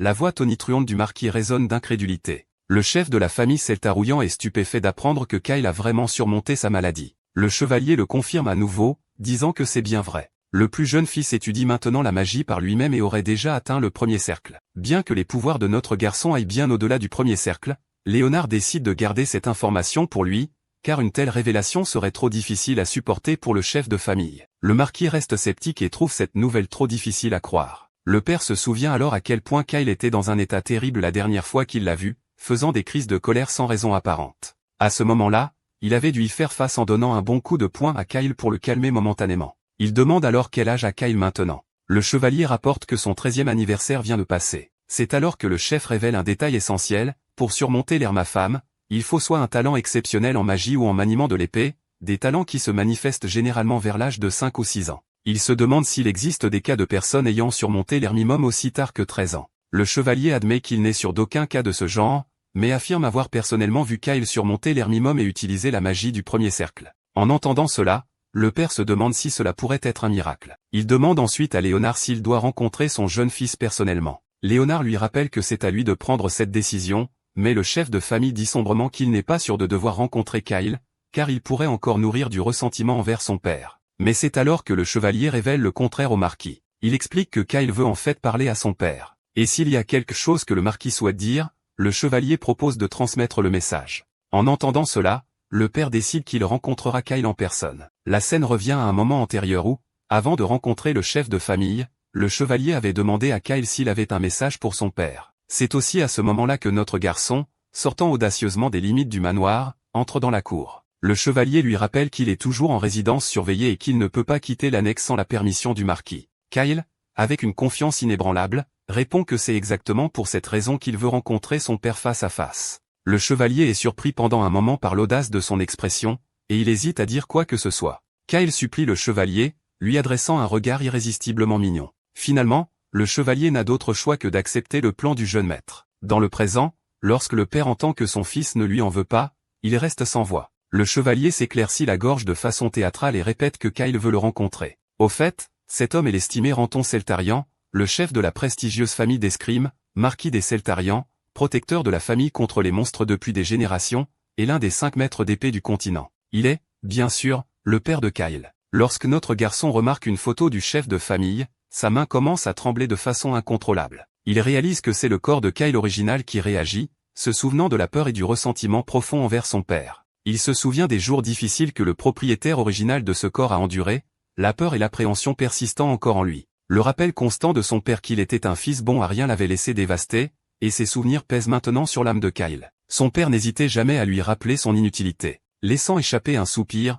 notre garçon réfléchit à la façon dont les récents souvenirs de Kyle original sont maintenant devenus ses souvenirs à lui. Puisque Lianhua et les âmes de Kyle original ont fusionné par la possession, la pression et la douleur que l'ancien propriétaire ressentait autrefois sont maintenant pleinement transmises à lui aussi. Mais c'est précisément pourquoi notre garçon a l'intention de changer. Il est déterminé à montrer à tout le monde que le Kyle d'antan, le garçon effrayé et brisé, a disparu. En tant que partie de ce corps maintenant, il promet de prouver la vraie valeur de Kyle au monde et à lui-même. Lorsqu'il se tient enfin face au marquis, l'homme commence la conversation en lui demandant s'il a quelque chose à dire. Kyle répond d'une voix forte et nette en disant « Oui, marquis ». Le marquis est resté silencieux pendant un moment, remarquant avec quelle audace son fils s'adresse à lui en tant que marquis au lieu de père. Cela lui fait se demander pourquoi ce morveux veut réellement le rencontrer. Il souligne ensuite que Kyle avait reçu des instructions claires de ne pas quitter sa chambre sans permission. Récemment, cependant, il reconnaît que Kyle a été autorisé à accéder à la bibliothèque pour étudier. Il avertit donc son fils que s'il ose causer plus de problèmes, cette fois, cela ne se terminera pas par un simple enfermement. Il demande à Kyle s'il comprend ce que cela signifie. Kyle commence à trembler instinctivement à la voix sévère de son père et ne peut s'empêcher de ressentir le poids du passé. Il souligne qu'il n'y a pas de confiance entre lui et son fils, bien qu'il admette que c'est compréhensible étant donné tous les problèmes que le propriétaire original de son corps a causés. Il devient alors curieux de connaître la force de son père en tant que l'un des 5 maîtres d'épée, alors il essaie d'évaluer ses statistiques en utilisant son système. Cependant, le système échoue, incapable de fournir des informations sur un adversaire de si haut rang. Réalisant qu'il ne peut pas se fier aux informations du système, il décide de négocier à la place. Il explique calmement à son père que la raison pour laquelle il a formellement demandé une entrevue par l'intermédiaire de Léonard était précisément pour éviter de quitter sa chambre sans permission. Le marquis se redresse, impressionné par la façon dont son fils l'a contré efficacement. Il ne peut s'empêcher de remarquer que Kyle parle maintenant comme un adulte, comme les rumeurs le suggéraient. Kyle reconnaît alors son comportement passé et admet qu'il a causé beaucoup de problèmes et d'ennuis avec ses actions enfantines. Il assume pleinement toutes les sottises du passé,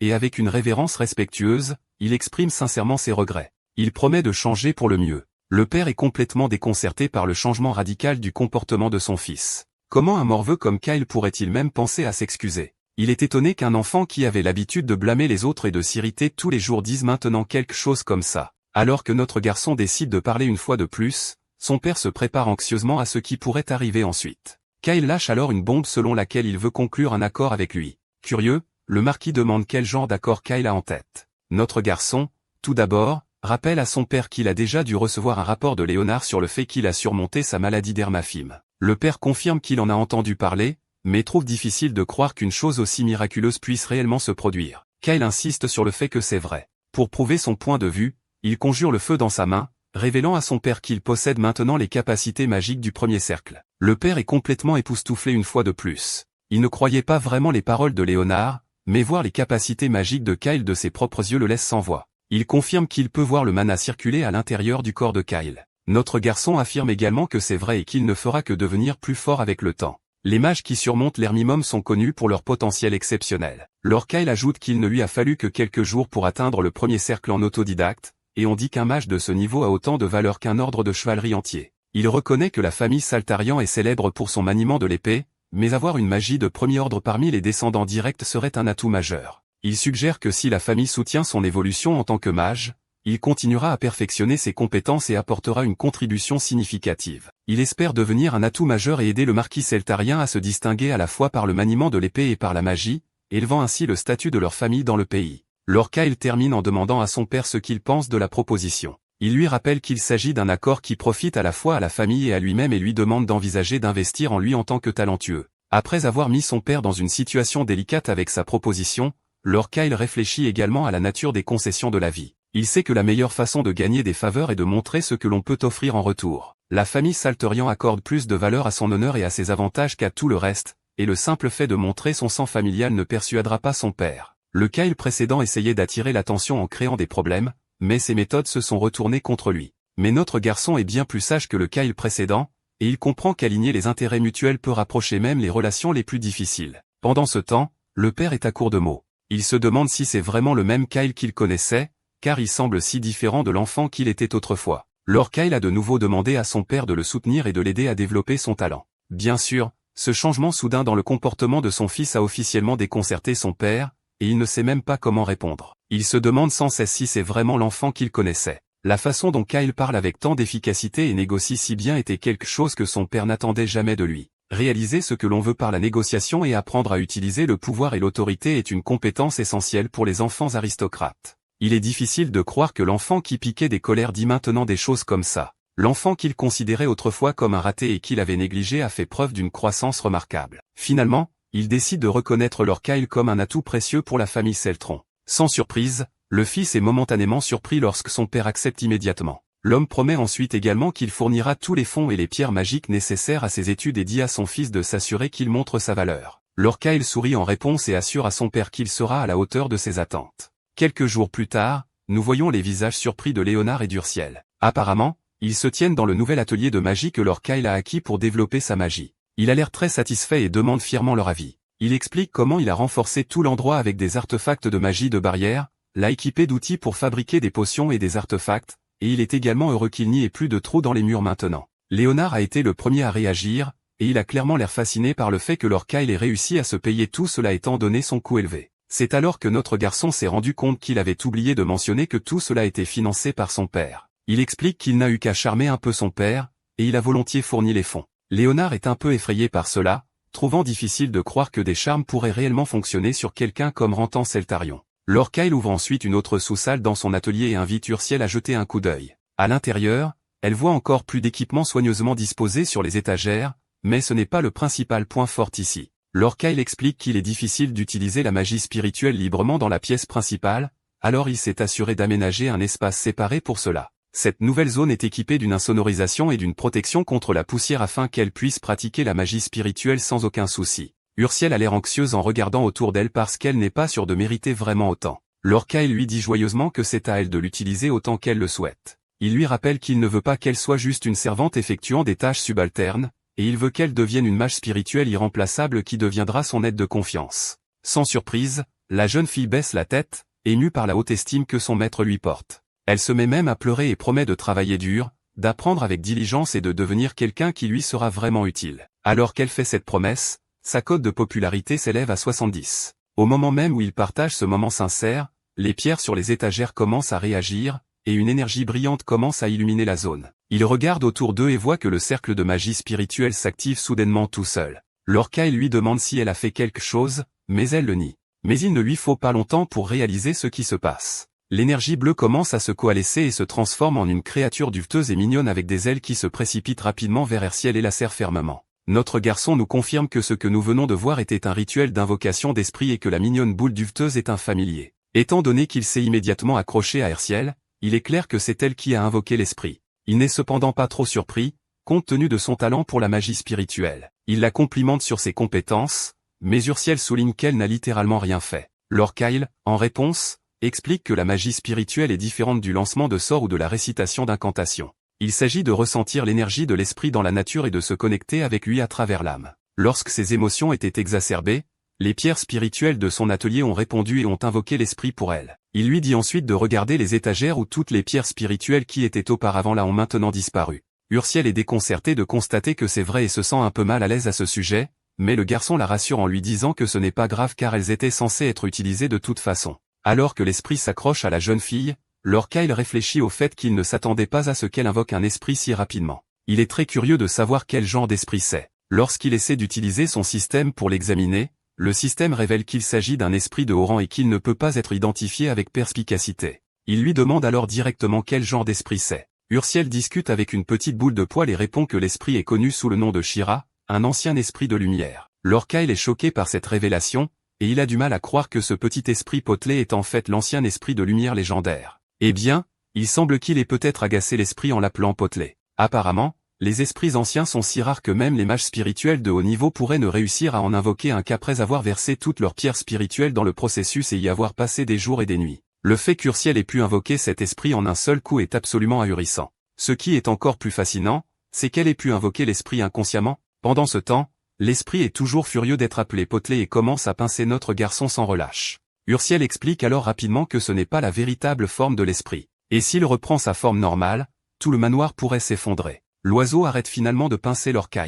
Urciel révèle alors que l'esprit veut être ami avec elle. Lorca réalise rapidement que l'esprit doit suggérer qu'il forme un contrat puisqu'il a été invoqué par Urciel. La jeune fille demande alors rapidement à l'esprit si elle peut former le contrat, et la boule de poil répond par un gazouillis positif. Une lumière jaune illumine l'endroit lorsque le cercle s'active, et Urciel demande officiellement à l'esprit de lumière s'il accepte de conclure un contrat avec elle. Après quelques formalités, il est temps de donner un nom à l'esprit. Lorca suggère rapidement le nom de Padaki, et Urciel accepte, attribuant ainsi le nom à l'esprit. Le système confirme que le nom de l'esprit est maintenant Padaki et que l'enregistrement est terminé. La petite boule de poil vole rapidement vers son maître, et Urciel déclare qu'elle est impatiente de travailler avec Padaki à partir d'aujourd'hui. L'esprit répond par un gazouillis positif une fois de plus. Alors qu'il partage un moment d'affection, Lorca réfléchit à la façon dont son projet de découverte de talent se déroule bien. Quelques jours passent, et nous voyons notre garçon rattraper son frère aîné, Adolphe. Le grand frère commence la conversation en s'excusant, en disant qu'il n'a pas beaucoup prêté attention à son petit frère ces derniers temps en tant que son frère aîné. Lorca reste modeste et répond que ce n'est rien car il aurait dû aller voir son frère en premier. Il est clair qu'il n'échange pas seulement de l'affection fraternelle car il y a une forte tension entre eux. Urciel sert du thé à Adolphe et s'éloigne rapidement. Alors qu'elle s'en va, Adolphe la regarde d'un air déterminé et la reconnaît rapidement comme l'esclave que Lorca avait achetée au marché. Il ne peut s'empêcher de commenter à quel point elle est belle pour une servante. Notre garçon répond que son intention principale était simplement de trouver une servante. Son frère lui demande alors s'il peut emmener Urciel avec lui. Dès que ces mots ignobles parviennent aux oreilles de Lorca, il est incapable de prendre une autre gorgée de son thé et reste silencieux, traitant intérieurement son frère d'ordure. Cependant, il garde son sang-froid et demande poliment s'il n'y a pas un autre enfant qu'il préférerait à la place. Il commence à faire semblant d'être également intéressé par Urciel sur le plan romantique parce que c'est la seule façon d'éviter d'offenser son frère maléfique. Adolphe mord à l'hameçon et rejette rapidement l'idée, affirmant qu'il n'est pas du genre à voler une fille à son jeune frère. Nous entendons ensuite les pensées d'Adolphe également, et la raison pour laquelle il évite de prendre la servante est claire, c'est qu'il ne peut pas se permettre de se faire un ennemi de son jeune frère pour le moment en lui enlevant sa fille. De plus, il a entendu des rumeurs selon lesquelles Lorca n'est plus ce fauteur de troubles de brade. Mais le voir avec des femmes à un si jeune âge ne fait que confirmer à Adolphe que Lorca se dirige probablement vers un chemin sombre. Pour Adolphe,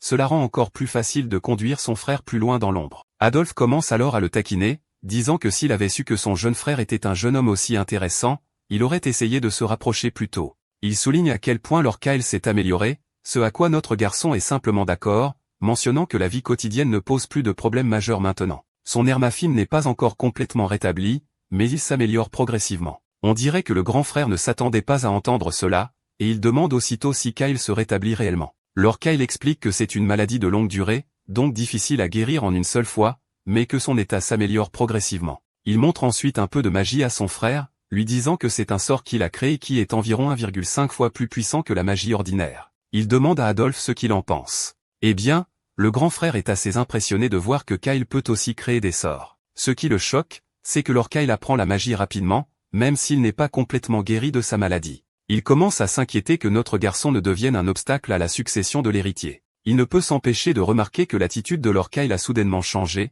comme s'il devenait une personne différente. Ses compétences magiques se développent également de jour en jour. Il veut être prudent, mais au final, il considère simplement Lord Kyle comme un enfant de 12 ans, il n'y a donc pas lieu d'être si prudent. Puis décide de manipuler son jeune frère à son avantage. Et s'il devient inutile, Adolphe prévoit simplement de le jeter comme un déchet. Il demande donc directement à Lord Kyle s'il serait intéressé à rejoindre sa faction. L'invitation surprend Kyle, le laissant incertain sur la façon de répondre. Un lourd silence s'installe alors qu'Adolphe attend avidement sa réponse. Lord Kyle sourit alors délibérément, comme s'il avait trouvé sa réponse. Adolphe décide d'informer leur père de la situation, et Lord Kyle le remercie de s'en occuper. Ensuite, alors que le grand frère se prépare à partir, il ouvre la porte en grinçant, et Léonard, qui se tient dehors, entend le bruit et rend aussitôt hommage à Adolphe. Adolphe se rappelle alors que Léonard est un autre obstacle sur son chemin. Ce chevalier n'est pas un adversaire facile car malgré toutes les tentations, il n'a pas changé de camp. Il lance alors une pique à Léonard, remarquant à quel point c'est tout un spectacle de voir que le chevalier a été réduit à garder un morveux. Sur ce, Adolphe s'éloigne avec son escorte. Ensuite, le chevalier se retourne simplement et entre dans la pièce où il trouve Lord Kyle en train de déguster un thé rafraîchissant. Notre garçon informe alors joyeusement son chevalier que son frère Adolphe lui a demandé de rejoindre l'escouade de subjugation. Il explique en outre que son rôle consistera à travailler avec le baron Jérôme, un proche collaborateur de la 5e Légion d'Adolphe. Cette mission servira probablement de test de loyauté envers les frères et présente une opportunité de gagner du mérite et d'obtenir la reconnaissance de la famille. Léonard est surpris par la nouvelle et dit rapidement que si Lord Kyle rejoint l'escouade de subjugation, il veut y aller aussi. Cependant, notre garçon le refuse, expliquant qu'avoir un chevalier là-bas mettrait son frère Adolphe sur ses gardes, et qu'il veut gagner la confiance de son grand frère par lui-même et ne peut pas avoir quelqu'un du côté de leur père avec lui. Léonard souligne que la mission est dangereuse, mais Lord Kyle explique que son frère Adolphe ne lui fera pas facilement confiance. Il voudra voir à quel point Lord Kyle est utile au combat et pourrait même délibérément l'exposer au danger. Mon gars claque alors des doigts, et le feu commence à brûler dans la paume de ses mains. Il rassure son chevalier en lui disant qu'il a appris quelques astuces pour se protéger, donc il n'est pas trop inquiet. Il ajoute qu'il ne révélera pas toutes ses capacités pendant la mission et demande ensuite à Léonard s'il a déjà entendu parler de parfum d'ogre. Avant de pouvoir obtenir plus de détails à ce sujet, la scène passe à la campagne verdoyante où les soldats ont installé un campement dans les bois. Apparemment, nous sommes dans le sud du territoire de Traston, connu pour sa forêt infestée de monstres. La famille Celtron envoie régulièrement des escouades de subjugation pour y éliminer les monstres, et comme prévu, Lord Kyle fait partie de cette équipe. Dans le camp, un homme à fine moustache se présente comme le baron Jérôme, le partenaire de notre garçon, et ils travailleront côte à côte pour cette mission de subjugation. Notre garçon sourit à l'homme et mentionne que c'est sa première fois au combat, il est donc impatient de travailler avec quelqu'un d'aussi expérimenté que le baron. L'homme lui rend le geste et promet de le protéger quoi qu'il arrive. Cependant, alors que le baron semble favorable en apparence, notre garçon sent quelque chose d'étrange. L'homme a un score d'affinité négatif de 40, ce qui n'est pas bon signe. On ne sait pas ce que notre garçon a pu faire pour le contrarier dans le passé, mais il décide de rester prudent. Le baron décide alors de se préparer pour les tâches à venir. Alors que notre garçon s'éloigne, le baron réfléchit que Lord Kyle n'est qu'un mage de cercle, nouveau et inexpérimenté. Le baron décide de le surveiller, d'évaluer ses compétences et de garantir sa sécurité. Après tout, quel problème un enfant récemment alité pourrait-il causer? Après un certain temps, nous voyons ces petits gobelins être abattus par les prouesses magiques de notre garçon. Les soldats qui se tiennent sur la ligne de touche ne peuvent s'empêcher de louer notre garçon pour ses compétences impressionnantes. Alors qu'il élimine les gobelins à gauche et à droite, son affinité continue d'augmenter. D'un claquement de doigts, l'autre horde de gobelins est incendiée. Les chevaliers autour de lui applaudissent et acclament sa performance, et Lord Kyle n'a pu s'empêcher de se prélasser dans la gloire. Le baron le couvre d'éloges, le déclarant incroyable, et souligne que cette bataille de subjugation a été la plus facile qu'ils aient jamais connue. À ce moment précis, l'affinité du baron passe de -40 à +50 presque instantanément. Ce développement inattendu fascine Lord Kyle car il n'a jamais vu quelqu'un d'aussi facile à manipuler. Les soldats,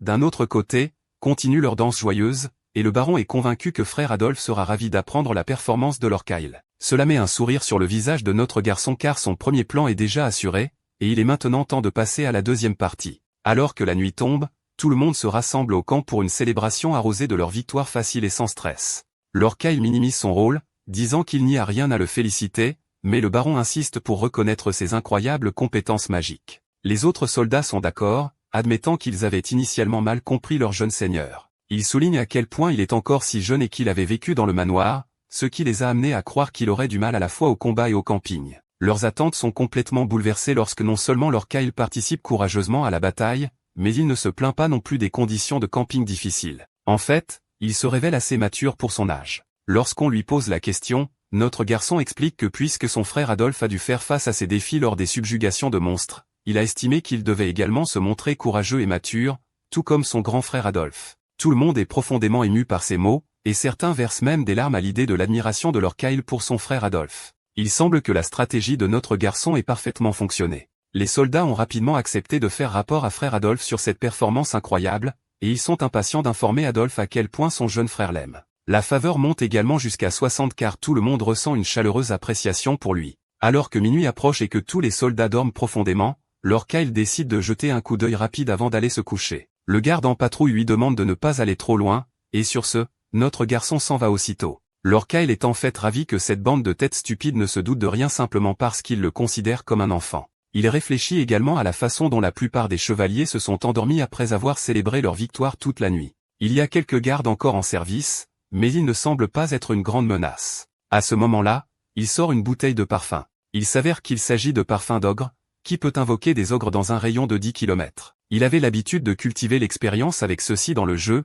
il connaît donc ses effets. La scène revient un peu en arrière, au moment où Lord Kyle a mentionné pour la première fois le parfum d'ogre devant Léonard. Le chevalier confirme rapidement qu'il n'en a jamais entendu parler auparavant. En réponse, Lord Kyle dit que si personne ne le sait, alors il doit en être le premier créateur, ce qui confirme également le fait que la recette du parfum d'ogre n'est pas encore connue dans ce monde. Il explique que c'est un parfum qui invoque des ogres dans son rayon d'action, la qualité déterminant l'étendue du rayon. Léonard lui rappelle que le but de l'escouade de subjugation est de s'attaquer à un repère de gobelins, et que les ogres sont des monstres de haut niveau, donc l'escouade aura du mal contre eux. Lord Kyle confirme que c'est exactement ce qu'il vise. Il souligne qu'il y a 12 chevaliers experts de haut niveau dans l'escouade de subjugation. Ainsi, alors que les gobelins seraient gérables, les ogres sont une autre histoire. De plus, le reste des soldats de la 5e Légion ne sont qu'une bande de racailles malgré qu'ils soient appelés une escouade de chevaliers. Leur loyauté envers Adolphe est incontestable, mais leurs compétences individuelles font défaut. Apparemment, cette légion est entièrement composée de criminels de rue que Adolphe a lavé de cerveau avec des pouvoirs obscurs. Le puissant lavage de cerveau les a transformés en fanatiques, permettant à Adolphe non seulement d'étendre son influence, mais aussi de démontrer son contrôle même sur les individus les plus désespérés. Ils sont maintenant loyalement contrôlés. Et si Adolphe devait donner un ordre pendant la cérémonie de succession, une tragédie se déroulerait probablement avec ses chevaliers prêts à tout pour lui. Même les voyous de rue font partie de ce domaine, et les chevaliers de haut niveau lavés de cerveau sont particulièrement problématiques. Pour atténuer le risque qu'une telle loyauté se retourne contre lui, notre garçon prévoit de réduire autant que possible la force de la 5e Légion avant la cérémonie de succession. En commençant par les 12 chevaliers experts de haut niveau, il a l'intention qu'ils meurent héroïquement en combattant les ogres. Le rôle de Lord Kyle est de survivre à cette bataille mortelle et de revenir avec l'exploit de subjuguer les ogres, assurant ainsi sa position et démontrant sa propre valeur. Alors que l'arôme du parfum d'ogre se répand dans la campagne, les ogres sont attirés par lui, et peu après, le camp est attaqué. Les soldats sont plongés dans la confusion, ne sachant pas ce qui se passe. Un des chevaliers de haut rang essaie de rassurer ses camarades, leur disant de ne pas faiblir car ce n'est qu'un simple ogre. Cependant, leur confiance est brisée lorsque le même chevalier est écrasé comme une tomate sous la main géante d'un ogre. Les soldats tremblent et reculent de peur, réalisant que si un chevalier de haut niveau peut être vaincu si facilement, ils n'ont aucune chance contre ces monstres. C'est alors que Lord Kyle entre en scène, exhortant tout le monde à se ressaisir. Il les gronde pour leur lâcheté, leur rappelant que les prestigieux chevaliers celtarians ne se comportent pas ainsi. Il souligne en outre que s'ils battent en retraite, les ogres envahiront leur territoire, ils doivent donc arrêter les ogres ici, quel qu'en soit le prix. À ce moment, le baron Jérôme arrive à cheval,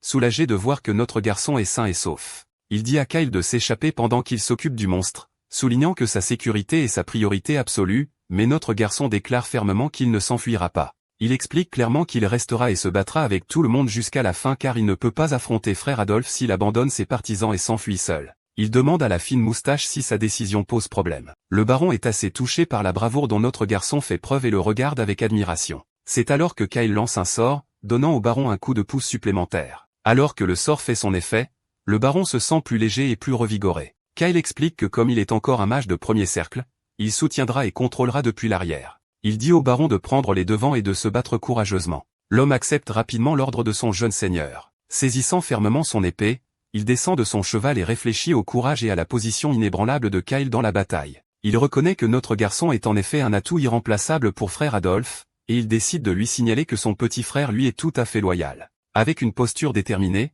le baron libère une quantité terrifiante de puissance, faisant éclater le sol sous la force. Il défie l'ogre de venir à lui et charge vers la créature géante. Les soldats regardent avec admiration leur aîné avancer sans la moindre hésitation. Inspirés par la position intrépide du baron, ils réalisent qu'ils ne peuvent pas se permettre d'avoir l'air pathétique. Motivés par leur aîné, ils sont résolus à le suivre à tout prix et à se battre de toute leur force. Kyle donne une dernière impulsion, encourageant les soldats à avancer et à affronter le danger de toute leur force. Les chevaliers, motivés par ces paroles, marchent vers leur mort sans la moindre hésitation. Pendant ce temps, Kyle sourit en voyant son plan se dérouler comme il l'avait prévu. Bien que les soldats soient forts, son parfum a invoqué des ogres extra puissants, 2 ou 3 fois plus redoutables que d'habitude. Il continue de rallier la 5e Légion, tandis qu'intérieurement, il ne pouvait s'empêcher d'être heureux que ce soit leur dernier combat. Les soldats sont pris au dépourvu et sont impitoyablement massacrés par les énormes ogres géants à 2 têtes. Malgré tout ce gâchis horrible, la fine moustache charge l'un des ogres avec son épée dégainée, les yeux brillants de vengeance. Il crie au monstre de mourir et balance son épée de toutes ses forces. Alors qu'il continue de combattre l'ogre, l'un des chevaliers regarde autour de lui et se rend compte que la plupart de leurs chevaliers de haut rang ont déjà été tués et qu'il n'en reste que quelques-uns. Le soldat commence à trembler de terreur, se demandant s'il pourra même s'en sortir vivant, car l'ennemi s'avère être beaucoup trop puissant pour lutter contre lui. Pendant ce temps, Kyle continue de sourire, voyant cela comme sa seule chance d'amincir les rangs des chevaliers de son frère. Au départ, il y avait environ 12 chevaliers de haut rang, mais il n'en reste plus que 3, dont le baron à la fine moustache. Le baron a également été poussé à ses limites et ne sait pas s'ils peuvent remporter la victoire. Il envisage d'utiliser sa dernière option, qui est le pouvoir des ténèbres. Avant de libérer ce pouvoir terrifiant, il se souvient de l'avertissement de frère Adolphe. Adolphe lui avait dit que le pouvoir des ténèbres le rendrait plus fort et lui permettrait de ressentir un pouvoir différent de tout ce qu'il avait ressenti auparavant. Le libérer pleinement aurait un coût.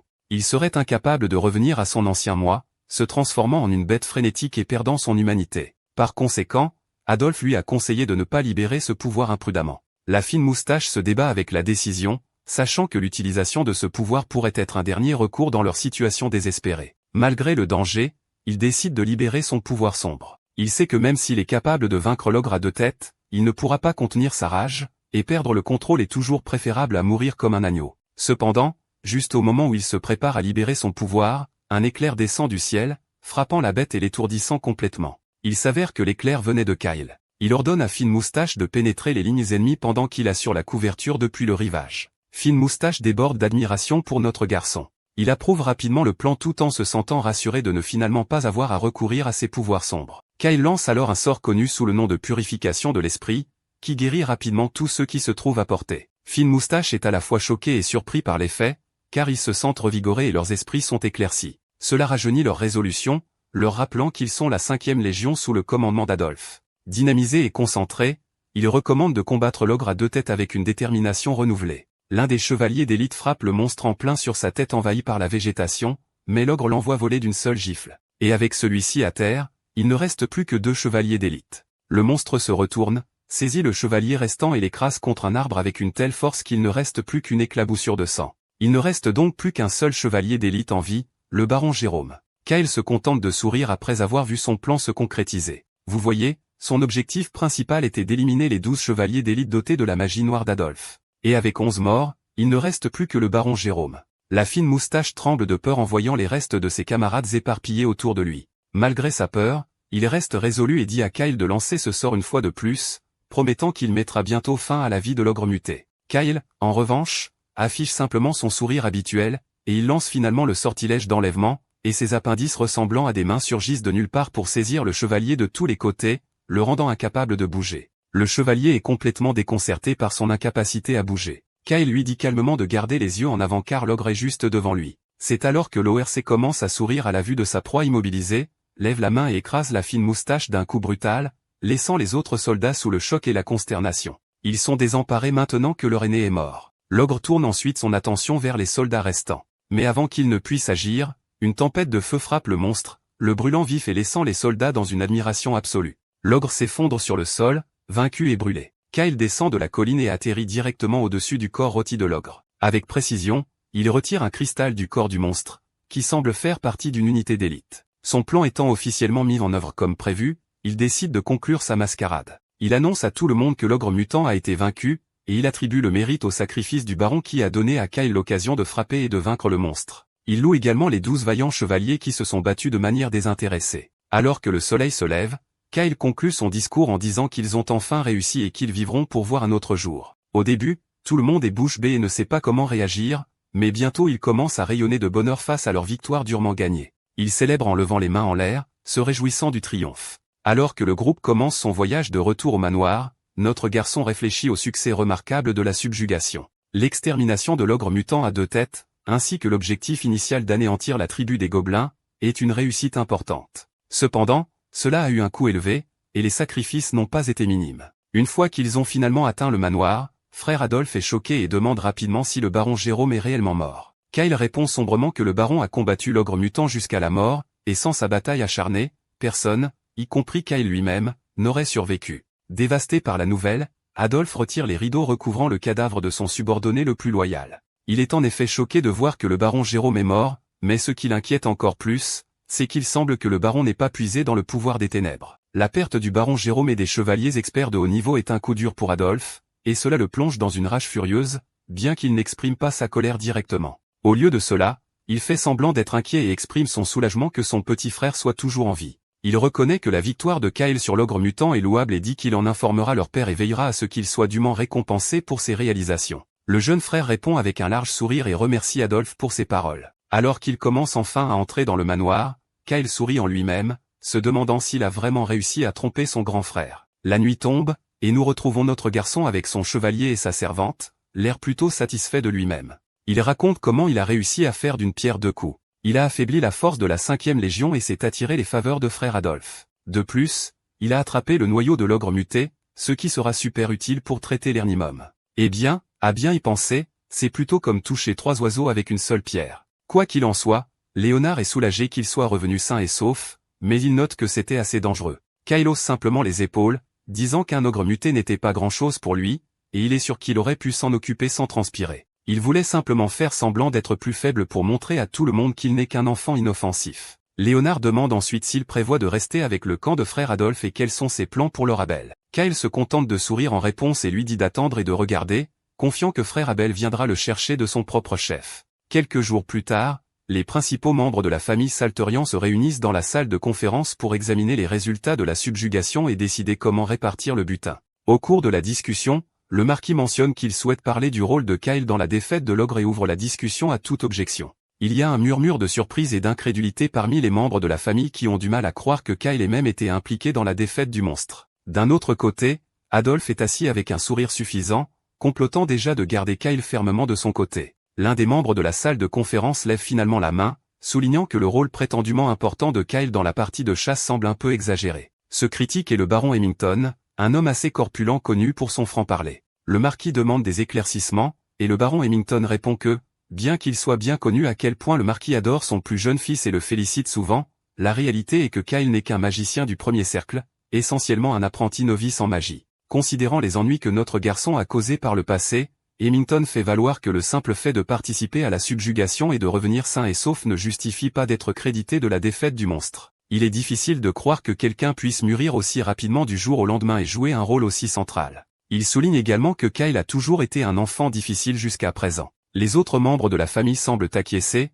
clairement inquiets du genre de méfait que Kyle pourrait être en train de mijoter. Kyle, quant à lui, est quelque peu fasciné par le fait que ces grandes gueules n'ont aucun scrupule à dire du mal de lui en sa présence. Il semble que le Kyle original soit à la hauteur de sa réputation d'enfant difficile, ce qui n'est pas trop surprenant. À ce moment-là, Kyle lui-même décide de prendre la parole. Il s'adresse directement au baron, soulignant qu'il était présent lorsque les ogres mutants se déchaînaient, et que le simple fait de survivre et d'être témoin d'un tel événement est un exploit en soi. Il exhorte le baron à reconsidérer son opinion, soulignant que seule une personne qui a affronté un tel monstre de visu peut vraiment comprendre la véritable terreur. Il défie en outre le gros en lui demandant s'il pense qu'il est aussi facile qu'il y paraît de faire face à une telle menace. Bien sûr, le baron Hemington est visiblement surpris par le ton provocateur de notre garçon. Alors qu'il cherche une réponse, Lord Abel prend également la parole. Il souligne que même les ogres ordinaires sont difficiles à gérer, même pour plusieurs chevaliers experts de haut niveau. Considérant que l'ogre auquel Kyle a fait face était un ogre à 2 têtes, 2 fois plus fort qu'un ogre ordinaire, le fait que Kyle soit revenu vivant est en effet un véritable miracle. Notre garçon est un peu déconcerté de voir son frère aîné le défendre, ce qui est une rare démonstration de soutien. D'un autre côté, le baron Hemington essaie de contrer en faisant valoir que la survie de Kyle est due au fait que les chevaliers ont risqué leur vie pour le protéger. Il souligne que les 12 chevaliers experts de haut niveau sont morts, ce qui suggère clairement que la survie de Kyle était davantage une question de chance et de sacrifice d'autrui que de ses propres prouesses. Lord Abel prend à nouveau la parole et souligne le fait que le coup qui a tué l'ogre muté a été porté par le sort de Kyle, comme l'ont confirmé les chevaliers survivants. Il reconnaît que, bien que Kyle ait pu être un fauteur de troubles pendant son enfance, il a tout de même apporté d'importantes contributions à cette subjugation et se concentre maintenant sur l'étude de la magie avec diligence. Abel soutient qu'il serait juste que le baron Hemington mette de côté ses préjugés et reconnaisse les réalisations de Kyle. Le gros essaie d'argumenter davantage, mais Adolphe le coupe d'une voix forte, lui demandant s'il croit vraiment avoir le droit de soulever les méfaits passés de Kyle et de critiquer un descendant direct des Saltariens sur la base d'allégations sans fondement. Adolphe se demande ensuite s'il essaie de dépasser ses compétences. Cela amène Hemington à reculer de peur, niant rapidement toute intention de ce genre. Pendant ce temps, Kyle, l'homme de l'heure, est complètement déconcerté par ce qui se passe. Ses 2 frères le défendent réellement. Adolphe finit par se calmer, s'éclaircit la gorge et se tourne vers leur père, déclarant que son vote est en faveur de Kyle. Il reconnaît pleinement les réalisations de son petit frère et insiste sur le fait qu'elles doivent être reconnues. Il rappelle à son père que la 5e Légion est directement sous son commandement, et tous les garçons ont témoigné que son jeune frère s'était battu courageusement. Avec l'accord d'Abel et d'Adolphe, leur père rend le verdict final. Si les 2 frères sont d'accord, il n'y a aucune objection à reconnaître la contribution de Kyle. Marquet déclare qu'à partir de maintenant, Kyle est officiellement libre d'aller et venir de la résidence principale, et il peut même quitter le domaine. Notre garçon s'illumine de bonheur en entendant le verdict de son père. Cependant, son père poursuit en disant que le butin récupéré sur l'ogre mutant sera distribué en fonction du mérite et que Kyle n'en recevra aucun. Cela prend notre garçon au dépourvu car il ne s'attendait pas à être mis à l'écart de cette façon. Sur ces derniers mots, son père lève la séance et tout le monde est autorisé à partir. Mais Kyle reste là, complètement déconcerté par la dernière partie du verdict de son père. Il n'a aucune idée de pourquoi, bien qu'il soit reconnu pour ses contributions, il ne reçoit aucun butin. Avant que son père ne parte, Kyle l'appelle rapidement, essayant de le charmer avec son expression innocente, et lui demande s'il ne va vraiment pas recevoir de butin après tout son dur labeur. C'est alors que son père se penche plus près de l'oreille de son fils et lui chuchote au sujet du noyau d'ogre que Kyle a déjà volé. Dès que les mots chuchotés de son père s'imprègnent, Kyle a la gorge nouée. Il répond rapidement, disant qu'il n'a pas besoin du butin de toute façon et que le simple fait que son assignation à résidence soit levée est plus que suffisant pour lui. Puis, de derrière, Adolphe l'appelle. Lorsque Kyle se retourne, son grand frère lui rappelle qu'il a tenu sa promesse d'informer leur père de ses réalisations, ajoutant qu'il a fait tout cela par amour pour son petit frère. Kyle, cependant, peut voir à travers la flatterie, sachant exactement d'où viennent les mots d'Adolphe. Pendant ce temps, Abel se tient également au loin, réfléchissant tranquillement à la façon dont Kyle a changé en quelques jours seulement. Il a vraiment hâte de rencontrer son petit frère seul. Il semble que la prédiction de notre garçon se soit réalisée après tout. Dans la scène suivante, nous voyons Abel et Kyle rattraper le temps perdu. D'emblée, Abel lâche une bombe d'une nouvelle, affirmant qu'il n'a en fait aucune compétence sérieuse, et c'est la première fois qu'il en parle à qui que ce soit, même leur père ne le sait pas. Kyle poursuit la conversation, mais dans sa tête, il se dit, pourquoi mon frère lâche-t-il soudainement des bombes secrètes comme celle-ci? Kyle était prêt à parler avec Abel, mais il ne s'attendait pas à ce que la conversation prenne une tournure aussi inattendue. Avant d'aller plus loin, revenons un peu en arrière. Juste après la fin de la réunion, Abel s'est approché de notre garçon et l'a personnellement félicité pour le travail acharné qu'il avait investi dans cette subjugation. Il souligne que Kyle a maintenant fait ses preuves au combat réel, alors il donne en toute confiance le titre de mage approprié à notre garçon. Kyle, cependant, minimise la chose, disant modestement qu'il est encore loin de ce titre. Après tout, il n'est qu'un mage du premier cercle, et il attribue son succès à la chance pure et simple. Une fois qu'Abel prend le contrôle de la conversation, il invite rapidement son petit frère à dîner, disant qu'il aimerait en savoir plus sur ses exploits pendant la subjugation. À l'époque, notre garçon était d'accord avec un sourire. Mais maintenant, assis en face de son frère, il connaît la vraie raison de l'invitation, qui est que son grand frère essaie de le recruter à ses côtés. Mais ce que notre garçon n'arrive pas à comprendre, c'est pourquoi son grand frère lâche soudainement un secret aussi personnel. Il ne semble pas y avoir de mauvaises intentions, mais il a encore du mal à comprendre ce qu'Abel essaie vraiment d'accomplir en révélant quelque chose d'aussi privé. Quoi qu'il en soit, l'esprit de notre garçon est également tourné vers une vue d'ensemble. S'il veut naviguer en toute sécurité dans l'événement de rébellion du marquis de Keltarion, la force d'Abel doit croître à mesure que l'influence d'Adolphe s'effondre. Ce n'est qu'avec un solide soutien du marquisat de Keltarion que Kyle aura une chance de survivre à ce jeu d'échecs fantastique. Il sait donc qu'il doit être très prudent avec ses mots ici. Dans cet esprit, il se tourne vers son grand frère et lui demande pourquoi il révèle un secret aussi important que même leur père ne connaît pas. Abel répond en demandant si son petit frère n'est pas intéressé à entendre d'abord toute l'histoire. Notre garçon admet qu'il aimerait entendre ce que son aîné a à dire, mais après avoir appris un si grand secret, il ne sait pas comment réagir et ce qu'Abel pense vraiment de lui. L'aîné détecte rapidement l'inquiétude de Kyle et lui demande directement s'il craint qu'il n'y ait des arrière-pensées derrière la révélation d'informations aussi cruciales. Kyle sourit timidement et est en quelque sorte d'accord avec ce que son frère a dit. Il admet en outre qu'il ne peut tout simplement pas gagner contre son grand frère dans les jeux d'esprit, alors il décide d'être direct. Il précise que bien qu'il soit actuellement aligné sur Adolphe, il ne le soutient pas vraiment. Cependant, cela ne signifie pas qu'il prévoit de rejoindre le camp d'Abel non plus. La scène passe ensuite au terrain d'entraînement du manoir où nous trouvons Adolphe qui exprime ses frustrations sur les mannequins d'entraînement, clairement agités. Une des femmes de chambre se tient à proximité, le regardant avec un mélange d'inquiétude et d'appréhension. Sa frustration devient apparemment évidente lorsqu'il exprime son irritation que son frère aîné ait rendu visite à la résidence de Kyle. La femme de chambre le confirme en outre et ajoute qu'il y avait des gardes postés à l'extérieur, elle n'a donc pas pu entendre leur conversation. Adolphe déclare qu'il sait déjà pourquoi Abel voulait rencontrer Kyle et de quoi ils ont parlé.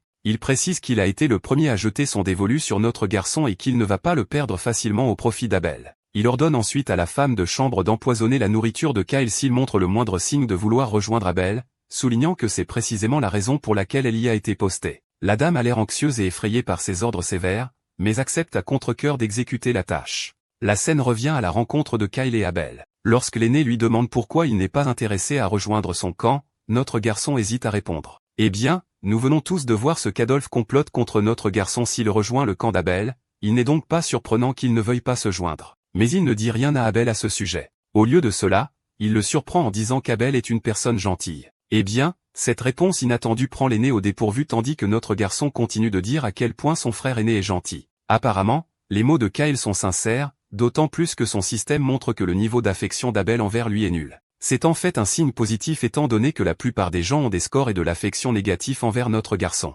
Abel, d'un autre côté, admet qu'il est heureux d'entendre des mots aussi gentils. Cependant, il regrette également de ne pas avoir prêté attention à son jeune frère et de n'être venu que lorsqu'il avait besoin de quelque chose. Kyle le rassure en réponse, disant qu'il ne devrait pas se sentir coupable. Il reconnaît son propre comportement de morveux dans le passé et admet qu'il n'aime pas non plus son ancien moi. Il est juste heureux que son frère aîné ne l'ait pas simplement enterré pour avoir été un morveux, et il en est reconnaissant. Abel éclate d'un rire chaleureux lorsqu'il entend la remarque amusante de son cadet. Il plaisante en disant que s'il avait su que son petit frère était si intelligent et perspicace, il l'aurait rencontré plus tôt. Ensuite, Abel devient sérieux et dit à Kyle que quoi qu'Adolphe lui ait promis, Abel peut offrir la même chose et même mieux. Il lui a demandé s'il y avait une chance de reconsidération. Notre garçon prend enfin la parole, disant que s'il rejoint Adolphe, il est sûr qu'Abel ne lui en voudrait pas. Mais s'il rejoint Abel à la place, Adolphe serait impitoyable et pourrait même le tuer. Il explique en outre qu'Adolphe est véritablement sans merci et qu'il ferait tout pour l'éliminer s'il devenait un obstacle. Il ajoute qu'il vient de passer une épreuve et qu'en tant que mage de premier cercle, il n'est pas assez fort pour se défendre. Si Adolphe décide de le prendre pour cible, notre garçon doute qu'il ait une chance. Abel reste silencieux en entendant cette évaluation extrême. Il note que notre garçon est le seul membre de la famille à avoir jamais exprimé une opinion aussi forte sur Adolphe. Lorsque Kyle lui demande s'il est d'accord avec cette évaluation, Abel hoche simplement la tête en signe de confirmation. Avant d'approfondir la conversation, Abel révèle enfin que sa compétence apparemment insignifiante est en réalité une intuition vive. Il explique que depuis son enfance, il a toujours eu un sentiment lancinant lorsqu'il allait arriver quelque chose de mauvais. Cette intuition l'a aidé à éviter les situations dangereuses. Cependant, à l'approche de la cérémonie de succession,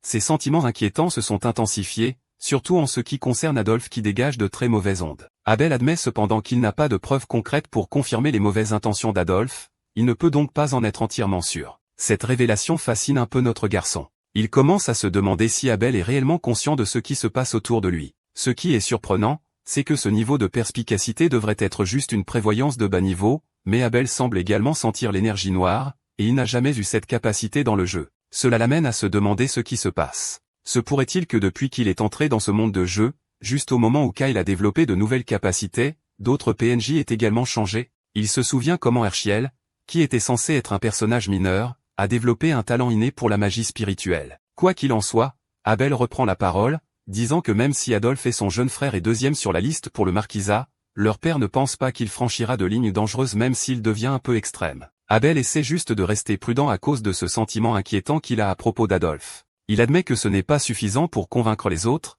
c'est pourquoi il l'a gardé secret. Notre garçon souligne que si frère Adolphe devient le successeur du marquis de Celtarion, tout l'endroit tombera dans le chaos, et aucun d'eux ne sera en sécurité. Abel semble comprendre la logique derrière cela, alors il demande à Kyle s'il a vraiment un plan. Notre garçon révèle finalement qu'il va faire semblant d'être du côté d'Adolphe pour le moment, surveiller ses mouvements et agir comme un fidèle disciple pour le faire baisser sa garde. Ensuite, il saisira sa chance. Abel souligne alors que cela ne semble pas aussi simple qu'il n'y paraît. Kyle explique que c'est exactement pourquoi il a besoin d'aide et demande à son frère aîné s'il serait prêt à le soutenir. Abel est momentanément surpris, mais se reprend rapidement et glousse en disant comment il peut refuser la demande de son adorable petit frère comme ça. Il accepte de soutenir Kyle de l'ombre. Cela étant réglé, notre gars dit qu'il a une faveur à demander. Mais avant que nous puissions entendre parler de cette faveur, la scène passe pour nous donner un aperçu du manoir. Quelques jours se sont écoulés depuis la conversation avec son frère. À l'intérieur de la chambre de Kyle, nous voyons une pile de pièces de platine. Léonard a l'aide de choc en affirmant qu'une seule de ces pièces vaut plusieurs fois son salaire mensuel. Il demande à Kyle comment il a réussi à obtenir autant d'argent. Notre garçon répond avec effronterie qu'il l'a volé à son frère aîné. Le chevalier est choqué et demande s'il l'a volé à Abel. Kyle répond positivement, et la scène revient sur le passé. Là, nous voyons Kyle demander à son frère une grosse somme d'argent. Abel, sans hésitation, demande de combien il a besoin et promet de préparer l'argent tout de suite, en disant que c'est juste un petit cadeau pour son jeune frère, donc il n'a pas besoin de payer pour cela. Dans le présent, notre garçon révèle joyeusement qu'il n'avait aucune idée que son frère aîné était si généreux. Au milieu de tout cela, Léonard remarque également une boule brillante dans la pile de pièces et demande curieusement à son maître à ce sujet. Kyle explique qu'il s'agit d'un orbe de communication personnelle que son frère lui a donné pour qu'il puisse rester en contact. Le chevalier trouve cela absurde et souligne que ces orbes sont si chers qu'il pourrait facilement acheter un manoir avec un jardin pour le même montant. Kyle reconnaît la grande valeur de ces objets, mais corrige son chevalier en disant que l'orbe est une version simplifiée car il ne peut être utilisé que pour la communication directe avec lui. Le chevalier regarde alors Kyle, voyant le bonheur sur son visage, et se dit que ses conversations avec Laure Abel ont dû bien se passer. Kyle confirme qu'elles se sont bien passées et que son frère aîné est vraiment une bonne personne. Il offre ensuite l'argent à Léonard, en disant qu'il peut le garder car il en aura besoin plus tôt. Léonard demande à quoi il prévoit d'utiliser tout cet argent, car ils ont fini de rénover l'atelier et ont récemment acheté des pierres magiques et spirituelles, il ne devrait donc pas avoir besoin de plus d'argent avant un certain temps. Kyle mentionne qu'il prévoit de gagner plus d'argent avec cette somme et que ce n'est que son capital d'investissement. Dans la scène suivante, nous obtenons un panneau vibrant montrant Ursiel en train d'effectuer de la magie spirituelle. Alors qu'elle récite son sort, Padaki commence à briller comme un soleil éclatant dans le ciel, laissant Ursiel déconcertée par ce résultat inattendu. Elle avait initialement prévu que son bâton brille, mais à la place, Padaki a répondu à son chant. Pendant que Padaki se blottit sur la tête de Kyle, la jeune fille lui crie d'arrêter de grimper sur sa tête, mais notre garçon la rassure en lui disant que tout va bien et plaisante même en disant que c'est comme avoir une lampe frontale. Léonard, toujours le gars le plus simple, se prend juste la tête de frustration et demande rapidement ce qu'ils font dans le donjon en ce moment. Eh bien, c'est une bonne question, et je veux aussi savoir exactement ce qu'ils font ici. Mais notre garçon reste vague lorsqu'on l'interroge sur leurs activités, déclarant simplement qu'ils sont dans un donjon parce que c'est un donjon. Léonard, clairement agacé, exige une réponse plus claire. Il rappelle à Kyle qu'ils ont quitté le manoir avec l'intention de visiter le territoire voisin d'Empyum, il veut donc savoir pourquoi ils sont maintenant dans un donjon. Kyle continue d'être évasif, expliquant qu'il y a un donjon sur le chemin d'Empyum. Et comme ils passaient par là, ils ont décidé de jeter un coup d'œil rapide. Une fois de plus, Léonard est frustré par la réponse vague de son maître. Il décide d'abandonner les questions et déclare simplement qu'il devrait sortir du donjon car ce n'est pas un endroit où rester longtemps. Kyle rétorque en disant que leur exploration du donjon ne fait que commencer. Léonard lui rappelle obstinément que c'est dangereux. Il souligne qu'au fur et à mesure qu'ils ont progressé plus profondément dans la grotte, le nombre de monstres a diminué régulièrement. Cela signifie probablement qu'un boss réside plus loin à l'intérieur, car les monstres de bas et de milieu niveau ont tendance à éviter les territoires des boss. Léonard révèle qu'il a réussi à gérer les choses jusqu'à présent,